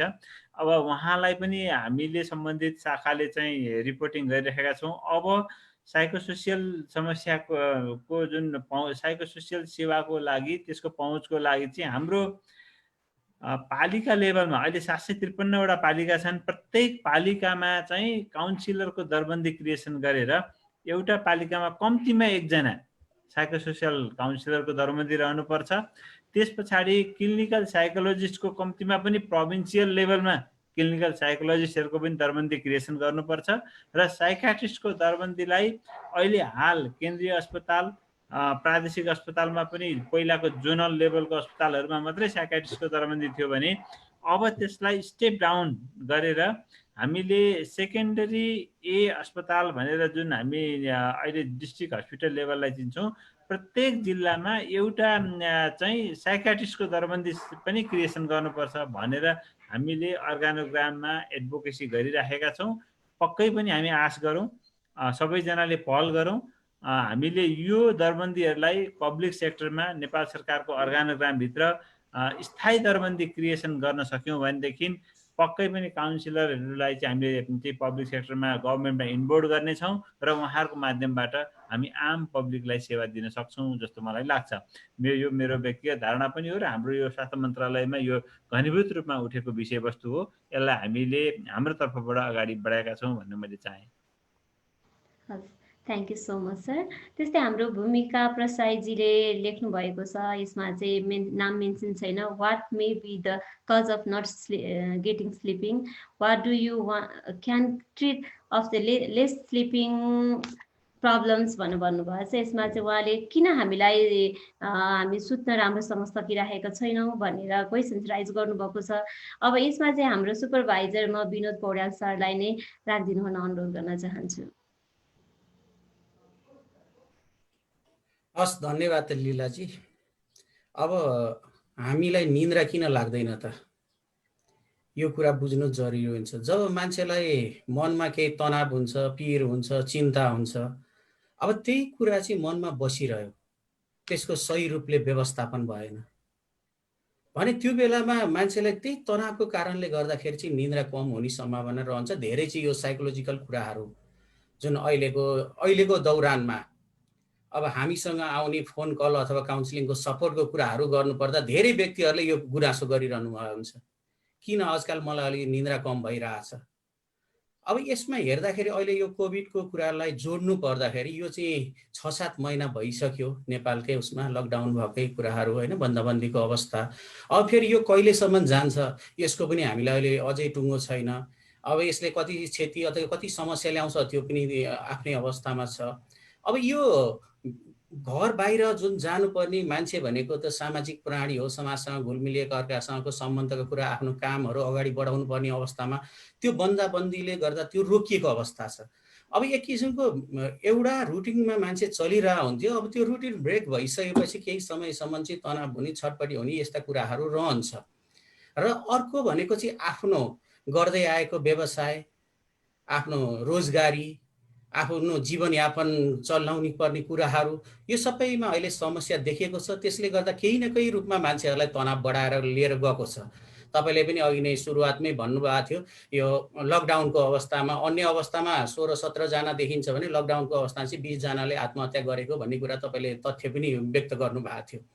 भनेपछि अब तनाव भयो, त्यसले निन्द्रालाई समस्या पर्यो। अब कतिले के गर्नुहुन्छ, अब काम छैन, दिउँसो एकछिन सुत्यो, अब त्यो एकछिन सुतेपछि आफ्नो पहिलेको सुत्ने रुटिन चेन्ज हुन्छ, जसले गर्दाखेरि राति निन्द्रा नपर्न पनि सक्छ, निन्द्रा नलाग्न पनि सक्छ। अब दिउँसो नि सुतेको छैन, राति पनि निन्द्रा लागेन भने अब यसको लागि चाहिँ मलाई के भइरहेछ त भनेर आफ्नो मानसिक स्वास्थ्यलाई आफूलाई फर्केर हेर्नुपर्ने अवस्था हुन्छ। अब मेरो मनमा कस्ता कुराहरू खेलिरहेछ, अब यो कुराले चाहिँ हामीले कसरी व्यवस्थापन गर्न सक्छौँ त?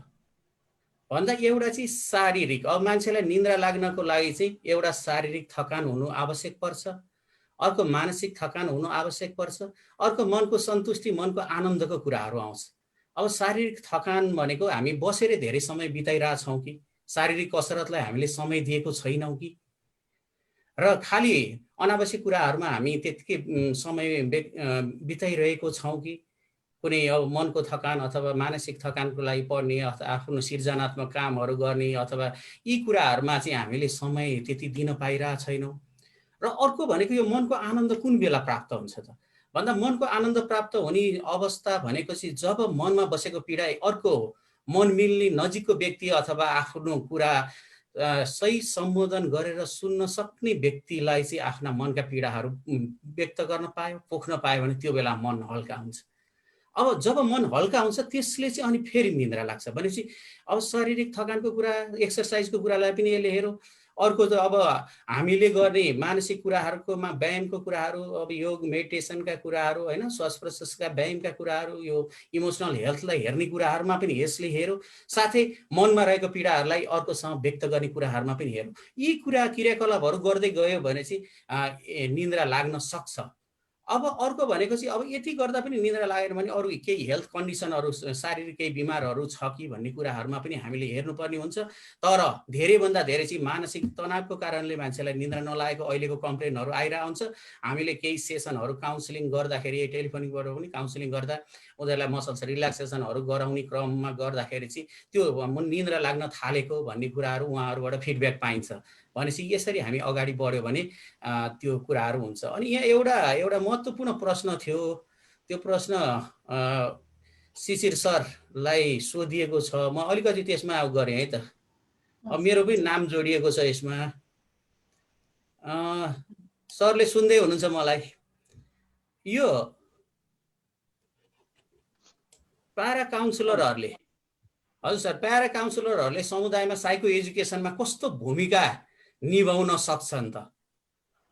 र अर्को भनेको चाहिँ हामीलाई भन्दा पनि हाम्रो डाक्टर साहब, डाक्टर फरेन्द्र बराललाई उपयुक्त हुन्छ होला यो चाहिँ question. How can be strengthen the referral mechanism from local to state and federal level भन्ने कुरा छ। अब यसमा पहिले चाहिँ प्यारा काउन्सिलरहरूले कस्तो खालको भूमिका निर्वाह गर्न सक्छ? अघि हाम्रो भूपेन्द्र गुरुङले भनिसक्नु भएको छ। यसमा चाहिँ साइको एजुकेसनको महत्त्वपूर्ण भूमिका हुन्छ सुसाइड प्रिभेन्सनमा भनेर। हामीसँग प्यारा काउन्सिलरहरू पनि छ, उहाँहरूले चाहिँ कम्युनिटीमा इमोसनल हेल्थमा राम्रोसँग काम गरिरहनु भएको पनि छ। अब कसरी चाहिँ त्यसलाई उनीहरूले अझ प्रभावकारी रूपले चाहिँ त्यो काम गर्न सक्छन् भनेर शिशिर सरलाई यो एउटा प्रश्न छ। सर हजुर सर। अब चौधरीजीले सोध्नु भएको छ। कुरो चाहिँ के हो भन्दाखेरि 2000देखि नै 2001देखि नै जब यो कम्युनिटी बेस भएर साइको सोसल प्रोग्रामहरू चलायो, त्यो चलाउँदाखेरि त्यति बेलाको साइको सोसल सर्भिसेसहरूमा कुन कुन पर्छ भनेर भन्दाखेरि 2-3वटा ज्यादै महत्त्वपूर्णहरू कुराहरू थिए। एउटा चाहिँ यो सपोर्टको कुरो गर्दाखेरि एउटा इमोसनल सपोर्ट, अर्को साइको एजुकेसन, र तेस्रोमा 3वटा कुरो गर्दा चाहिँ इमोसनल सपोर्ट, साइको एजुकेसन र रेजिलियन्स बिल्डअप गर्ने भनेर। र यो सँगसँगै यी कुराहरूलाई लिएर चाहिँ थुप्रै एक्टिभिटिजहरू पनि म्यानुअलहरू तयार गरियो र त्यही अनुसार चाहिँ सिकाएको हो। साइको एजुकेसन हेल्थ सेक्टरबाट आएको कन्सेप्ट हो।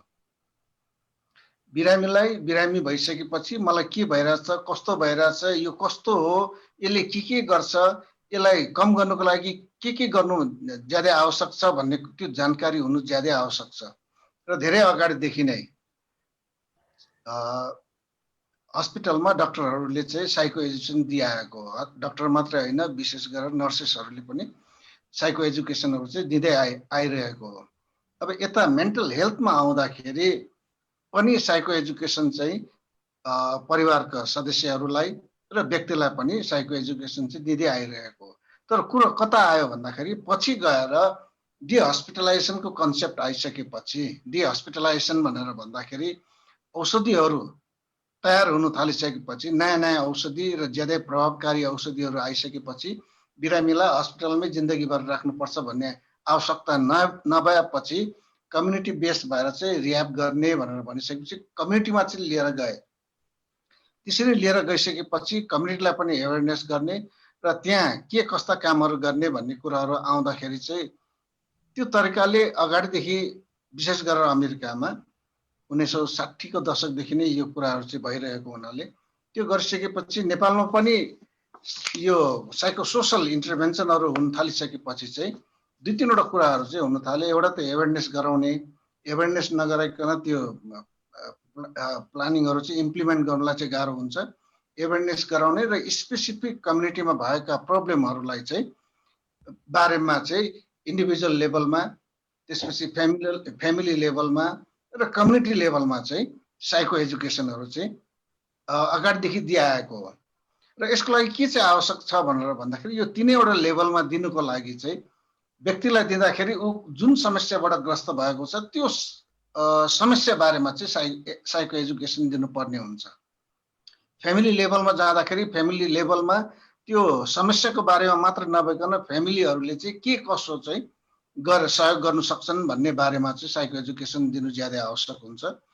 औषधि खाइरहेको छ भने यसलाई नियमित गर्नु पर्यो, 15 दिन मात्रै खाएर राख्नु भयो, यी सबै कुराहरू चाहिँ साइको एजुकेसन अन्तर्गत आउँछन्। र सोसल प्रब्लमहरू ज्यादै हुन थाल्यो भने कुरो त यही के अरे यो वर्ल्ड सुसाइड प्रिभेन्सन डे को कुरो आयो।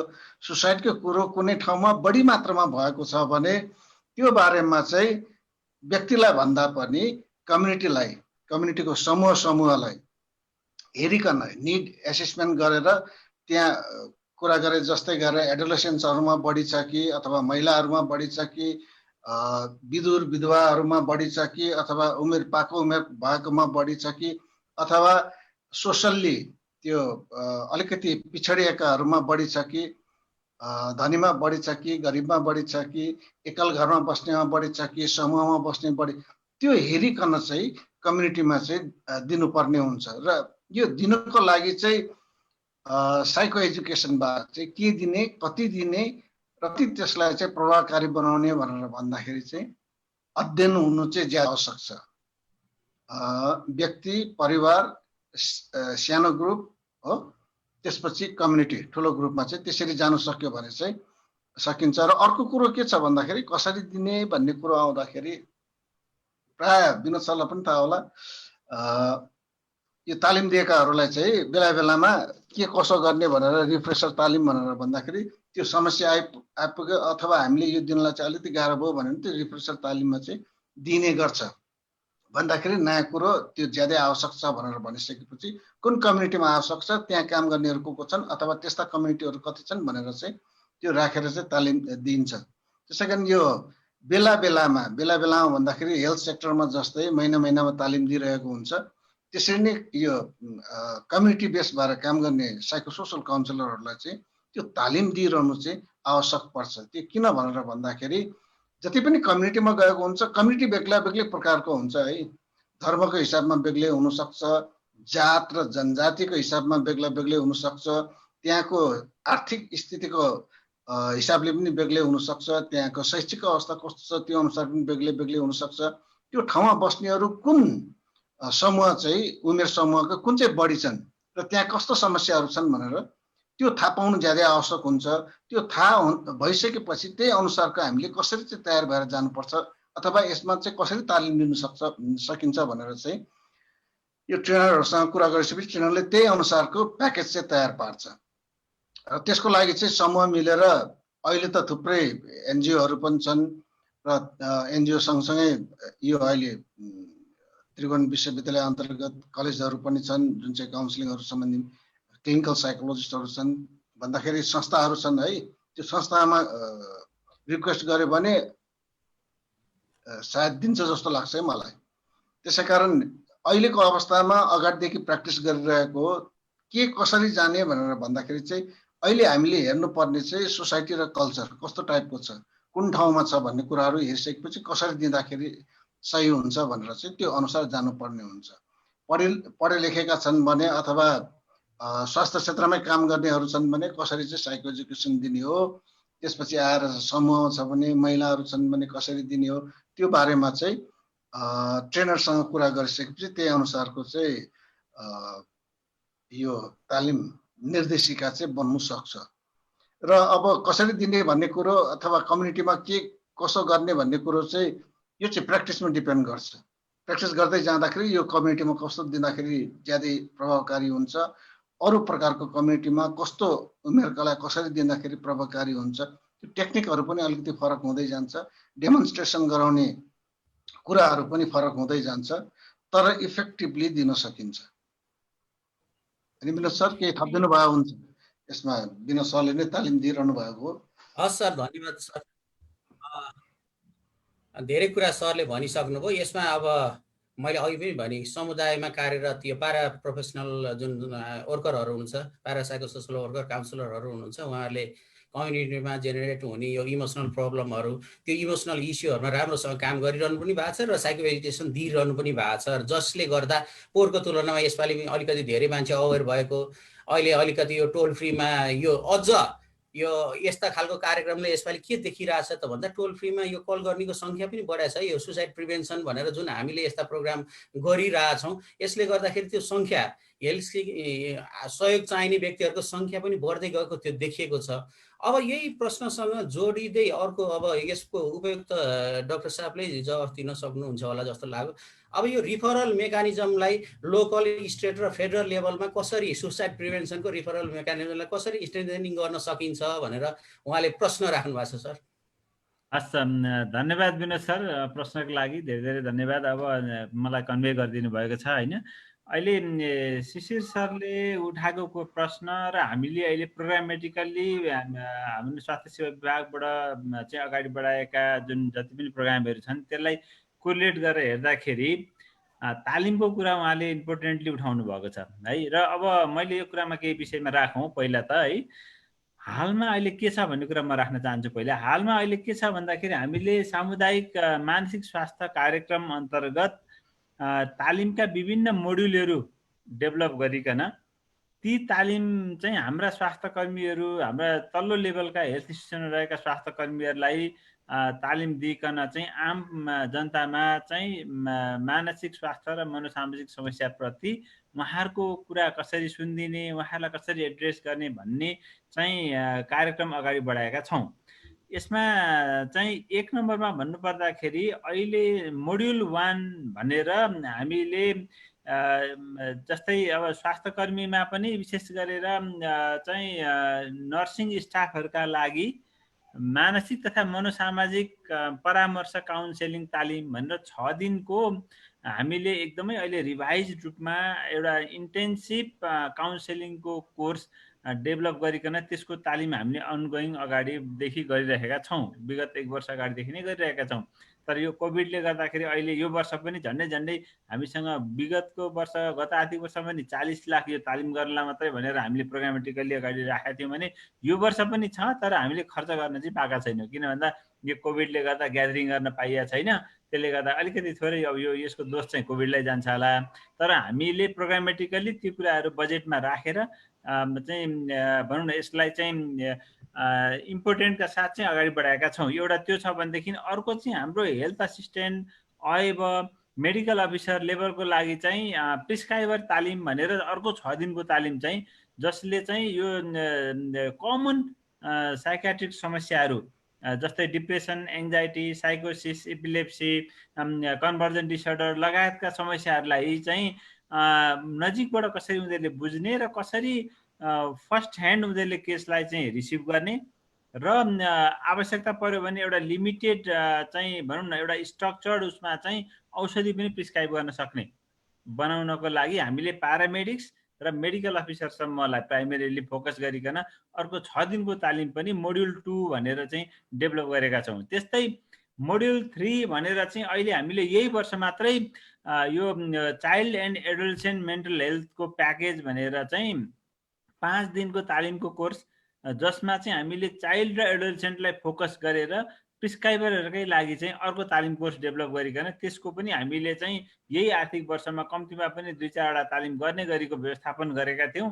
कोभिडले तालिम सञ्चालन गर्न दिएको छैन भनेपछि अर्को तालिम मोड्युल त्यो छ भने चौथो मोड्युलमा चाहिँ महिला स्वास्थ्य स्वयंसेविकालाई कम्युनिटीमा जाँदै गर्दाखेरि यो व्यक्तिमा चाहिँ मानसिक समस्या भएको हुनसक्छ है भनेर उनीहरूले जस्ट पहिचान चाहिँ अथवा शङ्का गर्न सक्ने बनाउने उनीहरूलाई अभिमुखीकरण तालिम हामीले 2 दिनको तालिमको प्याकेज पनि छ त्यो चौथो भयो भने पाँचौँमा अहिले हेल्थ म्यानेजरहरूलाई चाहिँ अर्को 3 दिनको तालिम चाहिँ हामीले इन्भिजन गरेर त्यो अन्डर डेभलपमेन्टमा छ छैटौँ भन्नुपर्दाखेरि काउन्सेलिङको एउटा 6 महिनाको कोर्सलाई हामीले अहिले चाहिँ इन्डोर्स गर्न खोजिराखेका छौँ त्यो अन्डर प्रोसेस छ त्यो पनि पाँचौँ र छैटौँ चाहिँ अहिले अन्डर प्रोसेस छ राष्ट्रिय स्वास्थ्य तालिम केन्द्रले यो कुरालाई अगाडि बढाइरहेको छ हामी चाँडै नै अब यो कोभिडले चाहिँ अरू केही अप्ठ्यारो पारेन भनेदेखि विदिन 2 मन्थ्स यो 2टा कोर्सलाई पनि फाइनल गरिकन हाम्रो चाहिँ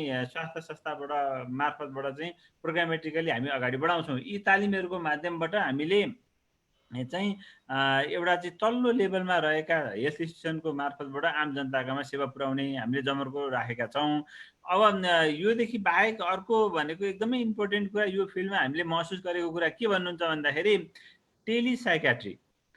टेलिसाइक्याट्रिक भन्ने बित्तिकै विशेष गरेर टेली मनोचिकित्सकको सेवा र टेली काउन्सेलिङको सेवा त्यो दुईटै कुरालाई हामीले चाहिँ सँगसँगै अहिले पाइलटिङको रूपमा यही वर्षबाट सुरु गर्ने भनेर हामीले विश्व स्वास्थ्य सङ्गठनको सहयोगमा चाहिँ हामीले यो चाहिँ हाम्रो कार्यक्रमलाई अगाडि बढाइसकेको अवस्था पनि छ यो हामी कार्यान्वयन लेभलमा जानको लागि यही कोभिडले रोकेको छ तर हामीले प्लान गरिवरी बजेट पनि व्यवस्थापन गरेर हामीले डोटी र इलामबाट सुरु गर्ने अब कम्तीमा एउटा पूर्व एउटा पश्चिम होस् भनेर चाहिँ सुरु गरिसकेको अवस्था छ हामी यो आर्थिक वर्षभित्रमा यो एज अ पाइलटिङ यो टेली मेन्टल हेल्थको सेवालाई पनि पेरिफेरी लेभलसम्ममा केन्द्रीय जस्तै लगनखेलको चाहिँ अस्पतालबाट चाहिँ यहाँ भएका दिग्गज साइकियाट्रिक डाक्टर साहबहरूले त्यहाँ रहेका चाहिँ आम दूरदराजमा रहेका जनताहरूलाई चाहिँ यहाँबाट सेवा दिन सक्ने वातावरणको लागि एज अ पाइलटिङ हामीले हेर्न चाहेका छौँ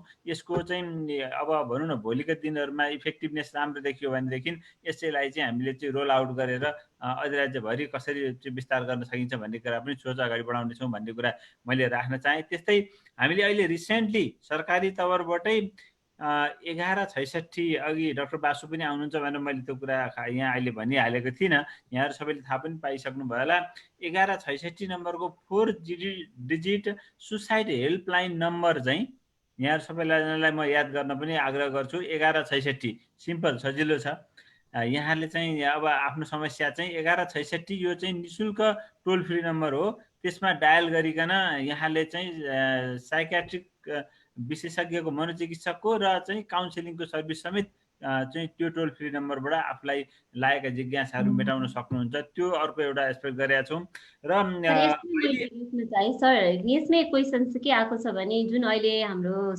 नेपाल सरकारले हटलाइनहरू सेवा प्रदान गरेको छ यो नम्बरहरू जुन चाहिँ सुसाइड प्रिभेन्सनको लागि के यसले साँच्चीकै सुसाइड प्रिभेन्सनमा हेल्प गरेको छ भनेर क्वेसन सोध्नु भएको छ यसलाई पनि मेन्सन गरिदिनु अनुरोध होइन अब यो विभिन्न राष्ट्रिय अन्तर्राष्ट्रिय रिसर्चहरूले पनि सुसाइडको बारेमा मान्छेलाई जति सचेतना दिन सक्यो जति उहाँहरूका कुरा हामीले सुनिदिन सक्यो जति उहाँहरूका पीडालाई चाहिँ हामीले महसुस गरिदिन सक्यो अब हाम्रो रिसर्चले पनि त्यही भन्छ पक्कै पनि सुसाइड इज प्रिभेन्टेबल हैन हामीले चाहिँ सुसाइडको बारेमा कुरा गर्न सक्छौँ तर सुसाइडको मेन छैन कि सुसाइड मान्छेले किन गर्छ यसलाई अभोइड गर्नलाई के गर्नुपर्छ भन्ने कुराको बारेमा छलफल गर्ने र एउटा यो प्लेटफर्म पायो भने उसका मनका पीडालाई पोख्ने ठाउँ पायो भनेदेखि उसले सुसाइड गर्न आँटेको सुसाइड पनि रोक्छ भनेर विभिन्न अन्तर्राष्ट्रिय रिसर्चरले पनि भनेको कुरा हो त्यसै अनुरूप नेपालमा पनि हामीले सुसाइड हेल्पलाइन नम्बरले अहिले धेरै नै काम पाइरहेको योदेखि बाहेक अहिले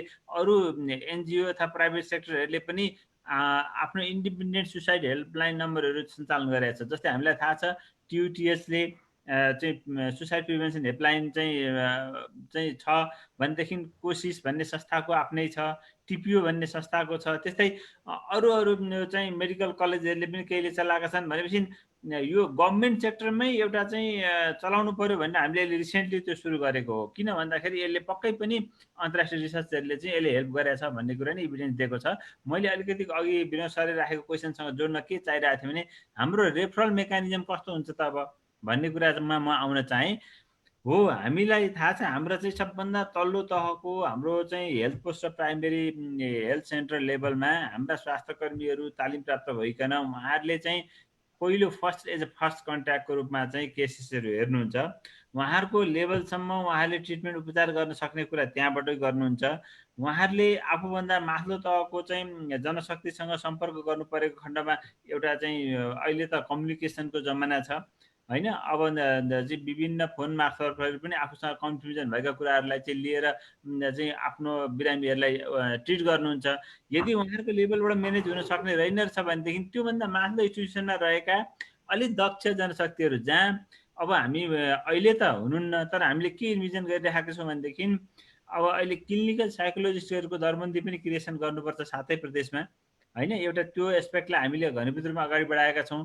साइकाट्रिक्सहरूलाई पनि अब अहिले हामीले भन्दा त अब अहिले प्रदेशमा त सबै प्रदेशमा हुनुहुन्छ। अहिले आजका मितिमै कुरा गर्दाखेरि पनि धेरै थोरै जति भए पनि सबै प्रदेशमा चाहिँ साइकाट्रिक्स मनोचिकित्सकहरू हुनुहुन्छ। अब उहाँहरूलाई चाहिँ जिल्ला लेभलमै पुर्याउने हाम्रो सोचाइ हो र जिल्लामा एउटा साइकाट्रिस्ट पुर्याउन सक्यो भनेदेखि त्यो जिल्लाभरिका रेफरल केसेसहरूलाई उहाँले हेर्न सक्नुहुन्छ होइन। यसरी चाहिँ म्यानेज गरेर उहाँको लेभलबाट म्यानेज गर्न सक्ने केस चाहिँ जिल्ला लेभलमै म्यानेज गर्ने, त्यहाँ पनि भएन भने प्रोभिन्स भएन भने केन्द्रीयमा भन्ने किसिमको यो एउटा च्यानलाइज गर्ने पनि हाम्रो सोच रहेको छ। यो सबै सोच भनेको अहिले चाहिँ हामीले हाम्रा भएका सिस्टममा भएका स्वास्थ्यकर्मीलाई ट्रेन गरेर अब भोलिका दिनहरूमा चाहिँ स्थायी दरबन्दी नै क्रिएसन गरेर सेवा दिने र उहाँहरूको आफ्नो लेभलको अनुसारको उहाँले ट्रिटमेन्ट गर्ने, आफ्नो लेभलले ट्रिटमेन्ट गर्न नसकेको आफ्नोभन्दा माथिल्लो लेभलसँग रेफर गर्ने भन्ने नि मेकानिजम हामीले सोच बनाएका छौँ र त्यही अनुसारले हाम्रो चाहिँ कार्यान्वयनको पक्षमा हामीले अगाडि बढाइसकेको गरेर जानकारी गराउँछौँ। Thank you so much sir. अब हामी कार्यक्रमको एकदमै कार्यक्रमको अन्त्यतिर आइसकेका छौँ। हाम्रो 2 घन्टाको समय चाहिँ सकिसकेको छ र अब हामीलाई धेरै फेसबुकबाट जुमबाट धेरैले क्वेसन्सहरू राख्नुभएको छ। हुन त एक प्रकारको यो हाम्रो अहिले च्यालेन्ज पनि छ, कतिको क्वेसन्सहरूलाई समेट्न सकिएन। धेरै क्वेसन्सहरू भएर कति पढ्नलाई नै गाह्रो परेको छ। त्यस्तै अब हाम्रो डाक्टर फरिन्द बराललाई नै हाम्रो बलराम गैरेजीले सोध्नु भएको छ, काउन्सिलरहरूलाई यदि कुनै लाइसेन्सहरूको व्यवस्था छ, फरिन्द सरलाई भन्नुभएको छ are we making provision of licence for counsellor if so who are eligible भनेर भन्नुभएको छ। र अब हामी चाहिँ एकदम अन्त्यमा छौँ, एकदम छोटो मिठो र हाम्रो मेन्टल हेल्थ सम्बन्धी पनि केही हजुरहरूको वर्ड हाम्रो पब्लिक सरलाई दिँदै लास्टमा राखिदिन हजुरहरूको कुरा राखिदिन हुन अनुरोध गर्दछु। हस्, मैले एकदमै छोटोमा राख्न चाहेँ। अब अलिकति समय पनि घर्किसकेको छ। यस अर्थमा यो लाइसेन्सिङ गर्नुपर्छ भन्ने विषयवस्तु अस्ति हामीले चाहिँ जुन यो चाहिँ राष्ट्रिय स्वास्थ्य तालिम केन्द्रमा यो 6 महिना जतिको टेन्टेटिभ कोर्स बनाउँदै गर्दाखेरि यो बृहत रूपमा छलफलको रूपमा आएको छ। आजको मितिसम्म हामीले लाइसेन्स नम्बर दिएर डेपुट गरेको अवस्था छैन। तर भोलिका दिनमा चाहिँ अब हामीले उहाँलाई कुनै न कुनै प्रोफेसनल काउन्सिलिङमा दर्ता गराएरै उहाँहरूलाई चाहिँ आफ्नो कार्यक्षेत्रमा काम गर्ने लेभलमा लानुपर्छ भन्ने कुरा हाम्रो सरकारी चाहिँ भनौँ न जसले यसलाई हामीले यो कोर्स एक्रिडेट गर्छौँ उहाँहरूले नै यसको बारेमा सोच पनि हामीले सँगसँगै बढाएका छौँ। आगामी दिनमा यसको व्यवस्थापन होला भन्ने म उहाँलाई भन्न चाहन्छु। अहिलेसम्म चाहिँ छैन। Thank you so much sir. त्यस्तै हाम्रो अब एकदमै लास्टमा छौँ, मैले अघि पनि मेन्सन गरिसकेँ। हाम्रो शिशिर सुब्बा सरलाई चाहिँ पुष्पा गौतमजीले 6 मन्थ हाम्रो यो 6 मन्थको काउन्सिलर अनि पिजिडी काउन्सिलरमा केही डिफ्रेन्सेस छ भनेर सोध्नु भएको छ छोटोमा सर। फरक त छ। एउटा युनिभर्सिटीको एकाडेमिक कोर्स प्लस ट्रेनिङ हो, 6 महिने चाहिँ तालिम मात्र हो। त्यसमा थ्योरी पनि पढ्नु पर्यो, त्यो अनुसार प्र्याक्टिस गर्नु पर्यो। त्यो भएको हुनाले र विशेष गरेर लाइसेन्सको कुरो गर्दाखेरि चाहिँ एकाडेमिक सर्टिफिकेट पनि चाहिन्छ, प्लस प्र्याक्टिस गरेको कति हजार घन्टा प्र्याक्टिस गरेको त्यो पनि सर्टिफाई गरेको चाहिन्छ। त्यो दुईटा मिलाइसकेपछि मात्रै लाइसेन्स दिने गरिन्छ। तर कुरो कहाँ आयो भनेर भन्दाखेरि 6 महिनाको तालिम लिएको र पिएचडी गरेकोले को चाहिँ राम्रो भन्ने कुरो अथवा प्र्याक्टिस गर्दाखेरि राम्रो हुन्छ कि हुँदैन भन्ने कुरो चाहिँ त्यो भएन। 6 महिनाको तालिम दिँदाखेरि सेलेक्टिभली कुन एरियामा तालिम दिने हो, के को आवश्यकता छ, त्यो आवश्यकतालाई मिट गर्नको लागि 6 महिना तालिमले के दिने हो भन्ने कुरा त्यसरी चाहिँ गरेको हुन्छ। यो पिएचडी गर्दाखेरि चाहिँ थुप्रै कुराहरू पढेको हुन्छ जुन चाहिँ प्रयोगमा नआउनु पनि सक्छ, अरू धेरै पछि आउनु सक्छ, तर त्यो सबै तालिमहरू चाहिँ दिएको हुन्छ। र खारिने भनेको चाहिँ कस्तो हो भनेर भन्दाखेरि को राम्रो हुन्छ भन्ने कुरो चाहिँ कसले कति प्र्याक्टिस गरिरहेको छ त्यो प्र्याक्टिसमा चाहिँ डिपेन्ड गर्छ। मेडिकल फिल्डमा गएर मेडिकल डक्टरहरू भएर पनि कुरो त्यही हो है, प्र्याक्टिस गरिरहेको छैन, यतापट्टि चाहिँ के अरे एडमिनिस्ट्रेसन पोस्टमा चाहिँ बसिरहेछ भने र अर्को चाहिँ भर्खर नयाँ आएको छ तर प्र्याक्टिस गर्दै गइरहेछ भने नयाँको चाहिँ राम्रो हुनसक्छ। त्यो भएको हुनाले चाहिँ यो नलेज सँगसँगै प्र्याक्टिस चाहिँ जानु पर्यो। नलेज प्र्याक्टिस त्यो बिचमा चाहिँ तालिम हुनु पर्यो। र 6 महिनामा चाहिँ के हुन्छ भन्दाखेरि तालिम र प्र्याक्टिस हुन्छ।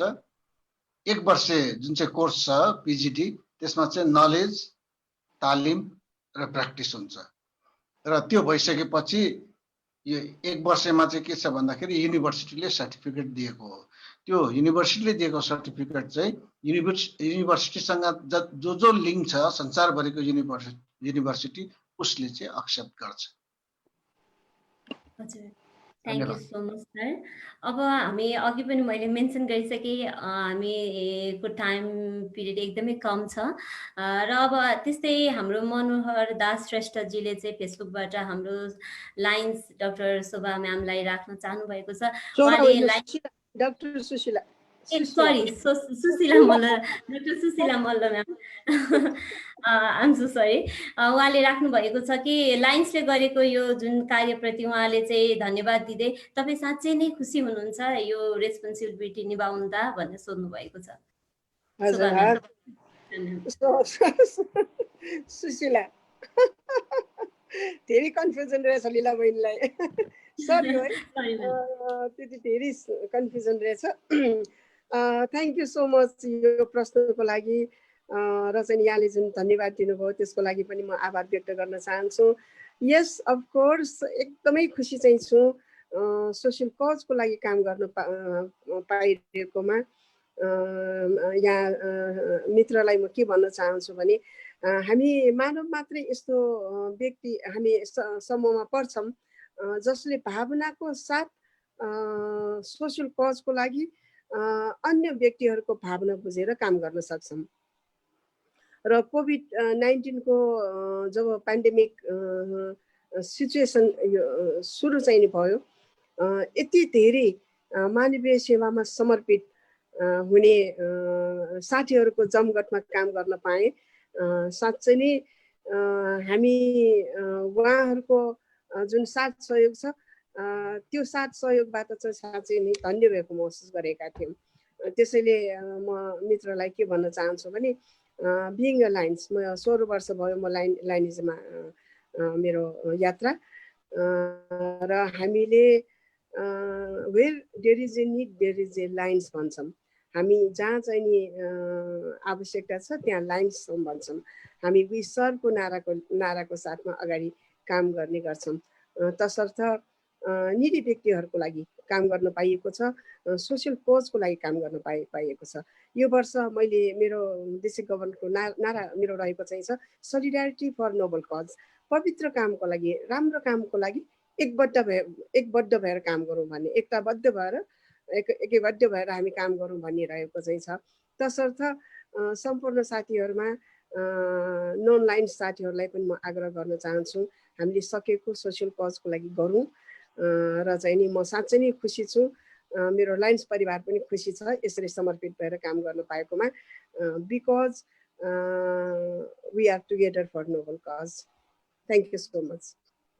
Thank you so much Sushila ma'am, हजुरले हजुरको आफ्नो भनाइहरू राखिदिनु भएको छ। र अब अन्त्यमा जाँदा जाँदै हाम्रो गेस्टहरूलाई, हाम्रो पब्लिकहरूको लागि कुनै सन्देशहरू राखिदिनु हुन अनुरोध गर्छु। म सुरुमा शिशिर सुब्बा सरबाटै जान चाहन्छु।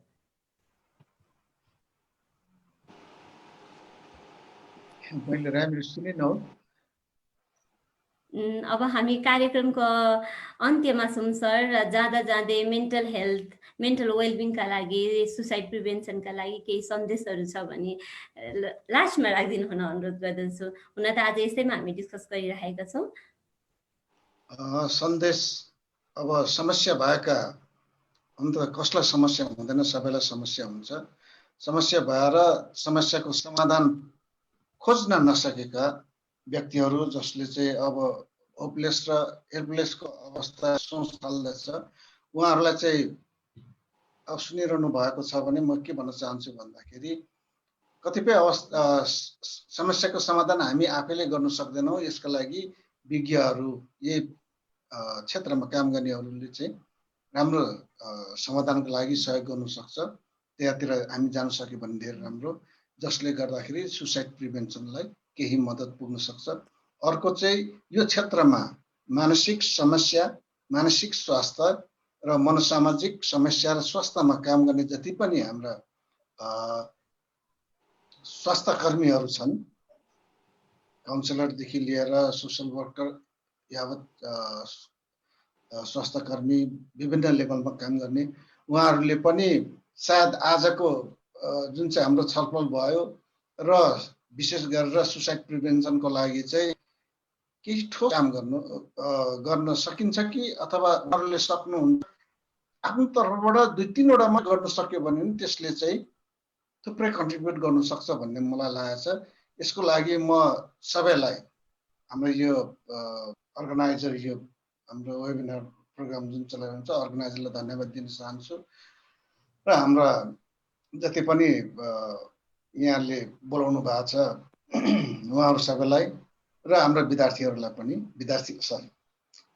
पार्टिसिपेन्टहरू हुनुहुन्छ उहाँहरू सबैलाई चाहिँ धन्यवाद दिन चाहन्छु र बधाई पनि दिन चाहन्छु। किन भन्दा उहाँ धेरै राम्रो कुराहरूमा चाहिँ स्वास्थ्य सम्बन्धीमा लाग्नु भएको छ। मेरो सानो सन्देश हो। Thank you so much sir. त्यसै गरी हाम्रा डाक्टर फनिन्द्र बरालज्यूलाई पनि सन्देश राखिदिनु हुन हाम्रो पब्लिकहरूको लागि अनुरोध गर्न चाहन्छु सर। हस्, धन्यवाद। म पुनः अन्तिममा हाल अहिले आएर स्वास्थ्य मन्त्रालयले मानसिक स्वास्थ्यलाई एकदमै प्रायोरिटी प्रोग्रामको रूपमा अगाडि लिएको छ। तर स्वास्थ्य मन्त्रालयलाई यहाँहरू सम्पूर्णको चाहिँ सल्लाह सुझावको जरुरी छ। हामी यहाँहरू सबैजनालाई एकदमै हार्डली वेलकम गर्न चाहन्छौँ। यहाँहरूको सल्लाह र सुझावले नै हामीले आफ्नो चाहिँ सही मार्ग पक्रेर अगाडि बढ्न र आम जनतालाई चाहिँ राज्यले केही गरेको छ भन्ने अनुमति दिनलाई सफल हुनेछौँ भन्ने कुरा राख्दै आगामी दिनहरूमा मेन्टल हेल्थको क्षेत्रमा स्वास्थ्य मन्त्रालय मात्रै नभए अब देशको प्रमुख हैन सम्माननीय प्रधानमन्त्रीज्यूकै निर्देशन चाहिँ यस क्षेत्रलाई अलिकति प्रायोरिटी दिएर फोकस गरेर एउटा छलफलै राख्नुले पनि यही सन्देश जान्छ भन्ने हामी सबैजनाको बुझाइरहेको छ। र म सम्पूर्णलाई सोही कुरा आह्वान गर्दै आफ्नो क्षेत्रमा आफूसँग जे छ त्यो चाहिँ त्यो चाहिँ प्रतिभालाई आम जनतासँग पुर्याउनको लागि सबै सेक्टरलाई, प्राइभेट होस्, पब्लिक होस्, एनजिओ होस्, गभर्मेन्ट होस्, सबै सेक्टरलाई चाहिँ आफ्नो क्षेत्रबाट आफूले गर्न सक्ने कामको अभियानमा जुट दिन पनि आग्रह गर्छु। नमस्कार, धन्यवाद। Thank you so much sir, thank you. त्यसै गरी हाम्रो सुशील राज रेग्मी सरलाई पनि अन्त्यमा केही म्यासेज राखिदिनु हुन अनुरोध गर्न चाहन्छु। धन्यवाद लीलाजी। अब यो सहभागिताको लागि यो आयोजकलाई धेरै धेरै धन्यवाद। म चाहिँ आम व्यक्तिहरूलाई के भन्छु त भन्दा पहिला चाहिँ आफ्नो हेरचाह गरौँ हैन। आफू सक्षम भएपछि अरूलाई चाहिँ सर्भिस दिन सकिन्छ। सेल्फ केयर एकदमै महत्त्वपूर्ण छ। त्यसमा चाहिँ फिजिकल मेन्टल सबै केयरको। अर्को चाहिँ हामीले एउटा कमिटमेन्ट के गरौँ भने सुसाइड प्रिभेन्सनको हिसाबले अरूले कस्तो बिहेभ गरिरहेछ त्यो हेरौँ। लुकलाई हेरौँ। म पिएफएकै प्र्याक्टिकल प्रिन्सिपललाई यहाँ कुराहरू छु, लिसन, अरूका कुराहरू सुनौँ र आवश्यकता छ भने उहाँहरूलाई चाहिँ थप सहयोगको लागि चाहिँ लिङ्क गर्ने कुराहरू चाहिँ गरौँ, यो कमिटमेन्ट गरौँ, यो मेसेज। र यो नेपाल रेड क्रस सोसाइटीले जुन साइकोसोसियल एस्पेक्टमा जुन काम गरिरहेछ त्यो कुराहरू सेयर गर्ने र त्यो सहभागिता जनाउन जुन अवसर दिनुभयो र हामी सधैँ अब गभर्मेन्टसित, अब डाक्टर फर्निन्दासित हामी मिलेरै काम गरिरहेको अवस्था पनि छ र आगामी दिनमाहरू पनि यस्तो खालको सहभागितामा रेड क्रसको पार्टिसिपेसन पनि रहने प्रतिबद्धता जनाउँदै यहाँहरू सबैलाई धन्यवाद दिन्छु। हस्, धन्यवाद, नमस्कार। Thank you so much sir. त्यस्तै गरी अब आजकै हाम्रो प्यानलिस्ट भूपेन्द्र गुरुङ सरलाई पनि लास्टमा छोटो मिठो सन्देश राखिदिनु हुन अनुरोध गर्दछु। मेरा आदरणीय गुरु शिशिर सुब्बा सर, विनोद पौडेल सर र डाक्टर फणिन्द्र शर्मा सर र डाक्टर सुशीला म्याम र त्यस्तै गरेर सुशील सरका कुराहरूले मलाई पनि धेरै ज्ञान बढेको छ र उहाँहरूले म धेरै धन्यवाद दिन चाहन्छु। साथै लीला मिस हुनुहुन्छ, उहाँले राम्रो कार्यक्रम प्रस्तुत गर्नुभयो र म मानसिक अस्पतालमा कार्यरत क्लिनिकल साइकोलोजिस्ट र डाक्टर बासु कार्कीको अथक प्रयासको बावजुद मानसिक अस्पतालले सुसाइड हटलाइन सञ्चालन यही सेप्टेम्बर 10बाट सुरु गरेको छ र यस नम्बरको यो सुसाइड हटलाइन नम्बर चाहिँ 1166 हो, 1166 याद गर्नु होला। र मलाई आज यस सुसाइड प्रिभेन्सन सम्बन्धी 2 शब्द केही बोल्न दिनुभएकोमा क्रिस्टल काउन्सिलिङलाई धेरै धन्यवाद दिन चाहन्छु र साथै यो कहरमा चाहिँ स्टे सेफ सकेसम्म र किप योर सेल्फ काम, अदरवाइज सहयोग लिनलाई पछाडि नपर्नु होला भन्छु। र मानसिक स्वास्थ्य रहनुको लागि एउटा 10औं पाटोमा एउटा मुख्य पाटो के भन्छ त भन्दाखेरि सहयोग लिन सक्नु भनेर भन्छ। त्यस कारणले यो अवस्थामा सहयोग लिनलाई सम्पूर्ण जति पनि अहिले सुनिरहनु भएका छन् लाई चाहिँ सहयोग लिनलाई अपिल गर्न चाहन्छु है त। सक्दोसम्म कनेक्टेड रहनुहोस्, सहयोग लिन खोज्नुहोस् र आफ्नो पीडाहरू छन् र निराशामा रहिरहनु भएको छ भने त्यसबाट पार पाउनको लागि चाहिँ सम्बन्धित है त मानसिक स्वास्थ्य सम्बन्धी सहयोग लिनलाई पछि नपर्नु होला। हस् त, धन्यवाद, नमस्कार। Thank you so much Bhupendra sir.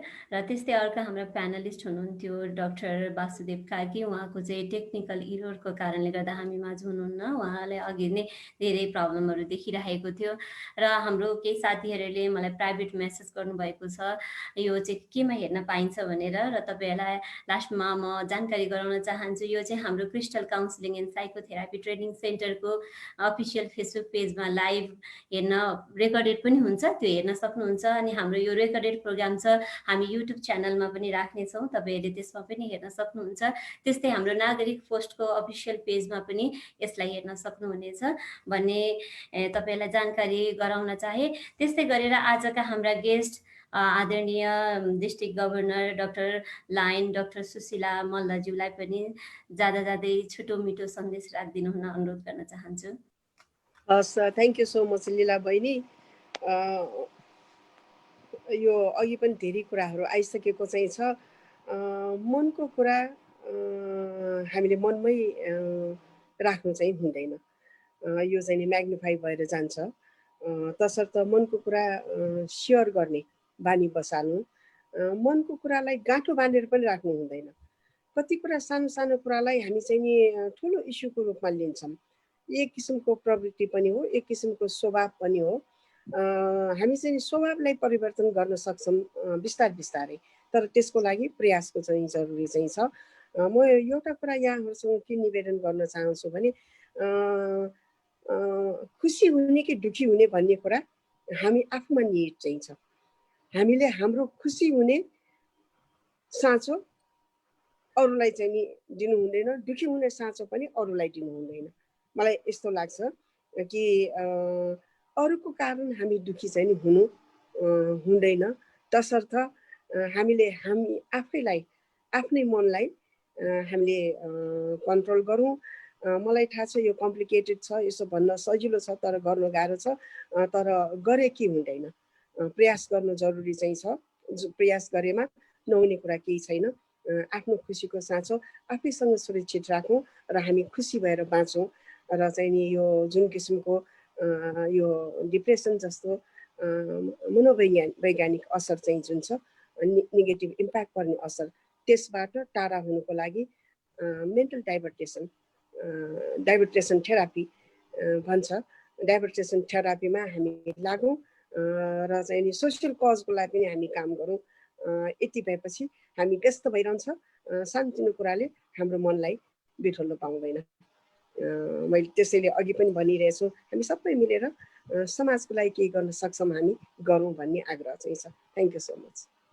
Thank you so much ma'am.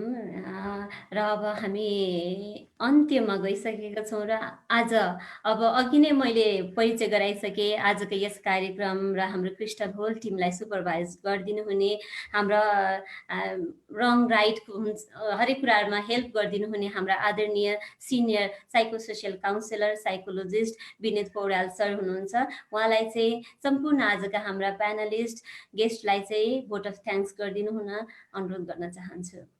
हस्, धन्यवाद Leelaji.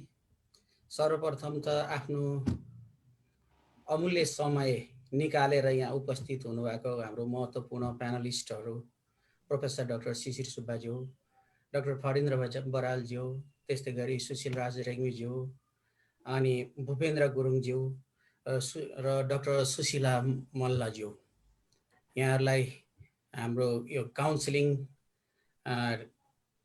Crystal counselling and psychotherapy and training सेन्टरको तर्फबाट धन्यवाद दिन चाहन्छु।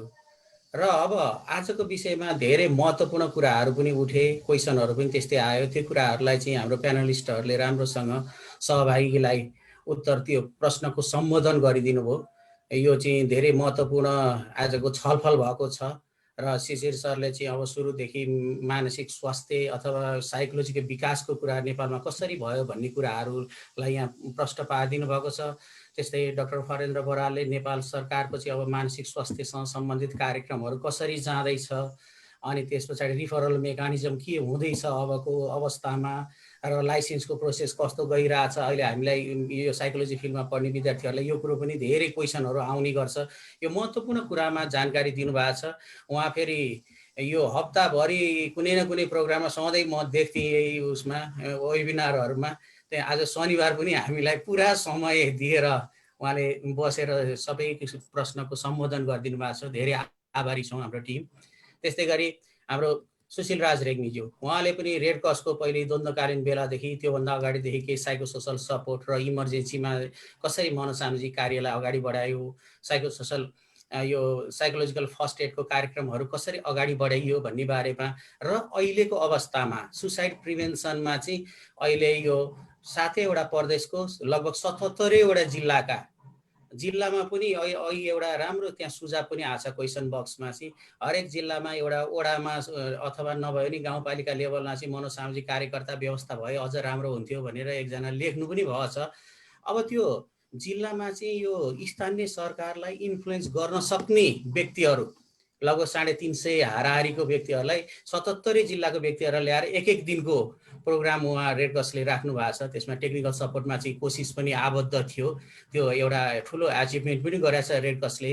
त्यो भए हुनाले उहाँले रेड क्रसको कार्यक्रम र आगामी दिनमा रेड क्रस कसरी जाँदैछ भन्ने बारेमा प्रश्न पार्नुभयो र हाम्रो सहभागीबाट आएको क्वेसन अथवा जिज्ञासालाई पनि उहाँले प्रश्न पारिदिनु भएको छ। त्यस्तै गरी भूपेन्द्र गुरुङज्यू क्लिनिकल साइकोलोजिस्ट पाटन हस्पिटलमा, उहाँले अहिलेसम्म हेरेको केसहरू र कस्तो व्यक्तिहरूले सुसाइड गर्छ, सुसाइड आइडिएसनमा के हुनसक्छ, लक्षणहरू कसरी पहिचान गर्ने, कसरी त्यसलाई चाहिँ सम्बोधन गर्ने भन्ने बारेमा यो कुराहरू राख्नु भएको छ। त्यो प्रश्न पारिदिनु भएको छ। त्यस्तै हाम्रो सुशीला म्यामले पनि यो मेन्टल हेल्थ अब लायन्सको प्रोग्रामहरूमा कसरी के गर्ने भन्ने कुराहरूमा धेरै छलफलहरू भयो। यहाँहरूको महत्त्वपूर्ण यो छलफल अथवा आफ्नो विचारहरूको लागि क्रिस्टल काउन्सिलिङ सेन्टर साथै क्रिस्टल काउन्सिलिङ सेन्टरको सुपरभाइजरको नाताले म हृदयदेखि नै यहाँहरूलाई आभार व्यक्त गर्छु, धन्यवाद दिन चाहन्छु। हस्, धन्यवाद। Thank you so much sir.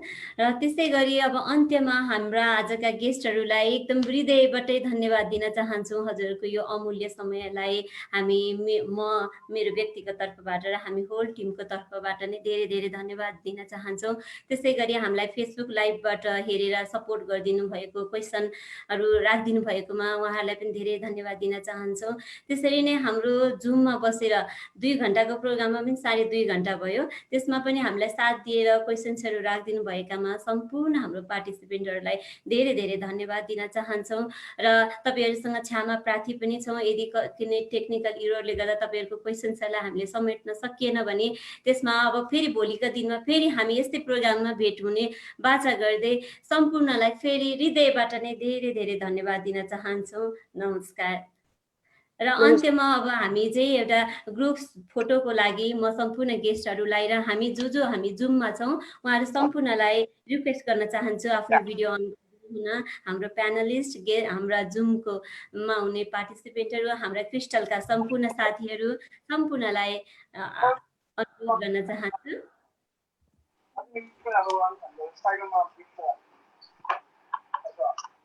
र धेरैजनाले हामीलाई सहयोग गरिदिनु भएको छ, फेरि पनि एकदम धेरै धन्यवाद दिन चाहन्छु। कति समय 2 घन्टा त एकैछिनमा जाँदो रहेछ जस्तो फिल भइराखेको छ, 2.5 घन्टा भइसकेको छ। र अब एउटा हामी ग्रुप सेसनको लागि चाहिँ फोटो लिनलाई, ग्रुप फोटोको लागि सबैलाई स्माइल गरेर हाँसिदिनु हुन अनुरोध गर्दै फोटोको लागि म अभिषेकजीलाई अनुरोध गर्छु। Okay, thank you so much. Thank you so much. Thank you so much, Leela. Thank you, Vaini. Aslam, thank you so much, sir. Ma'am, सम्पूर्ण पार्टिसिपेन्ट फेसबुक लाइभबाट हेर्नुभएको सम्पूर्णलाई फेरि पनि धन्यवाद दिन चाहँदै बाई भन्न चाहन्छु। र लास्टमा जस्तो हामी सुसाइड प्रिभेन्सनबाटै लागिरहेका छौँ, त्यही भएर सुसाइडमा एउटा सन्देश, don't give up, you can fly. So let's working together to prevent suicide. Thank you. Okay, bye bye. र हामी त फेरि पनि भेट्ने बाचा गर्दै, आशा राख्दै, हजुरहरूसँग इच्छा राख्दै, छुट्न त मन छैन र पनि बाई भन्न चाहन्छु। Thank you. हामीलाई पनि खाजा है, हामीलाई पनि खाजा।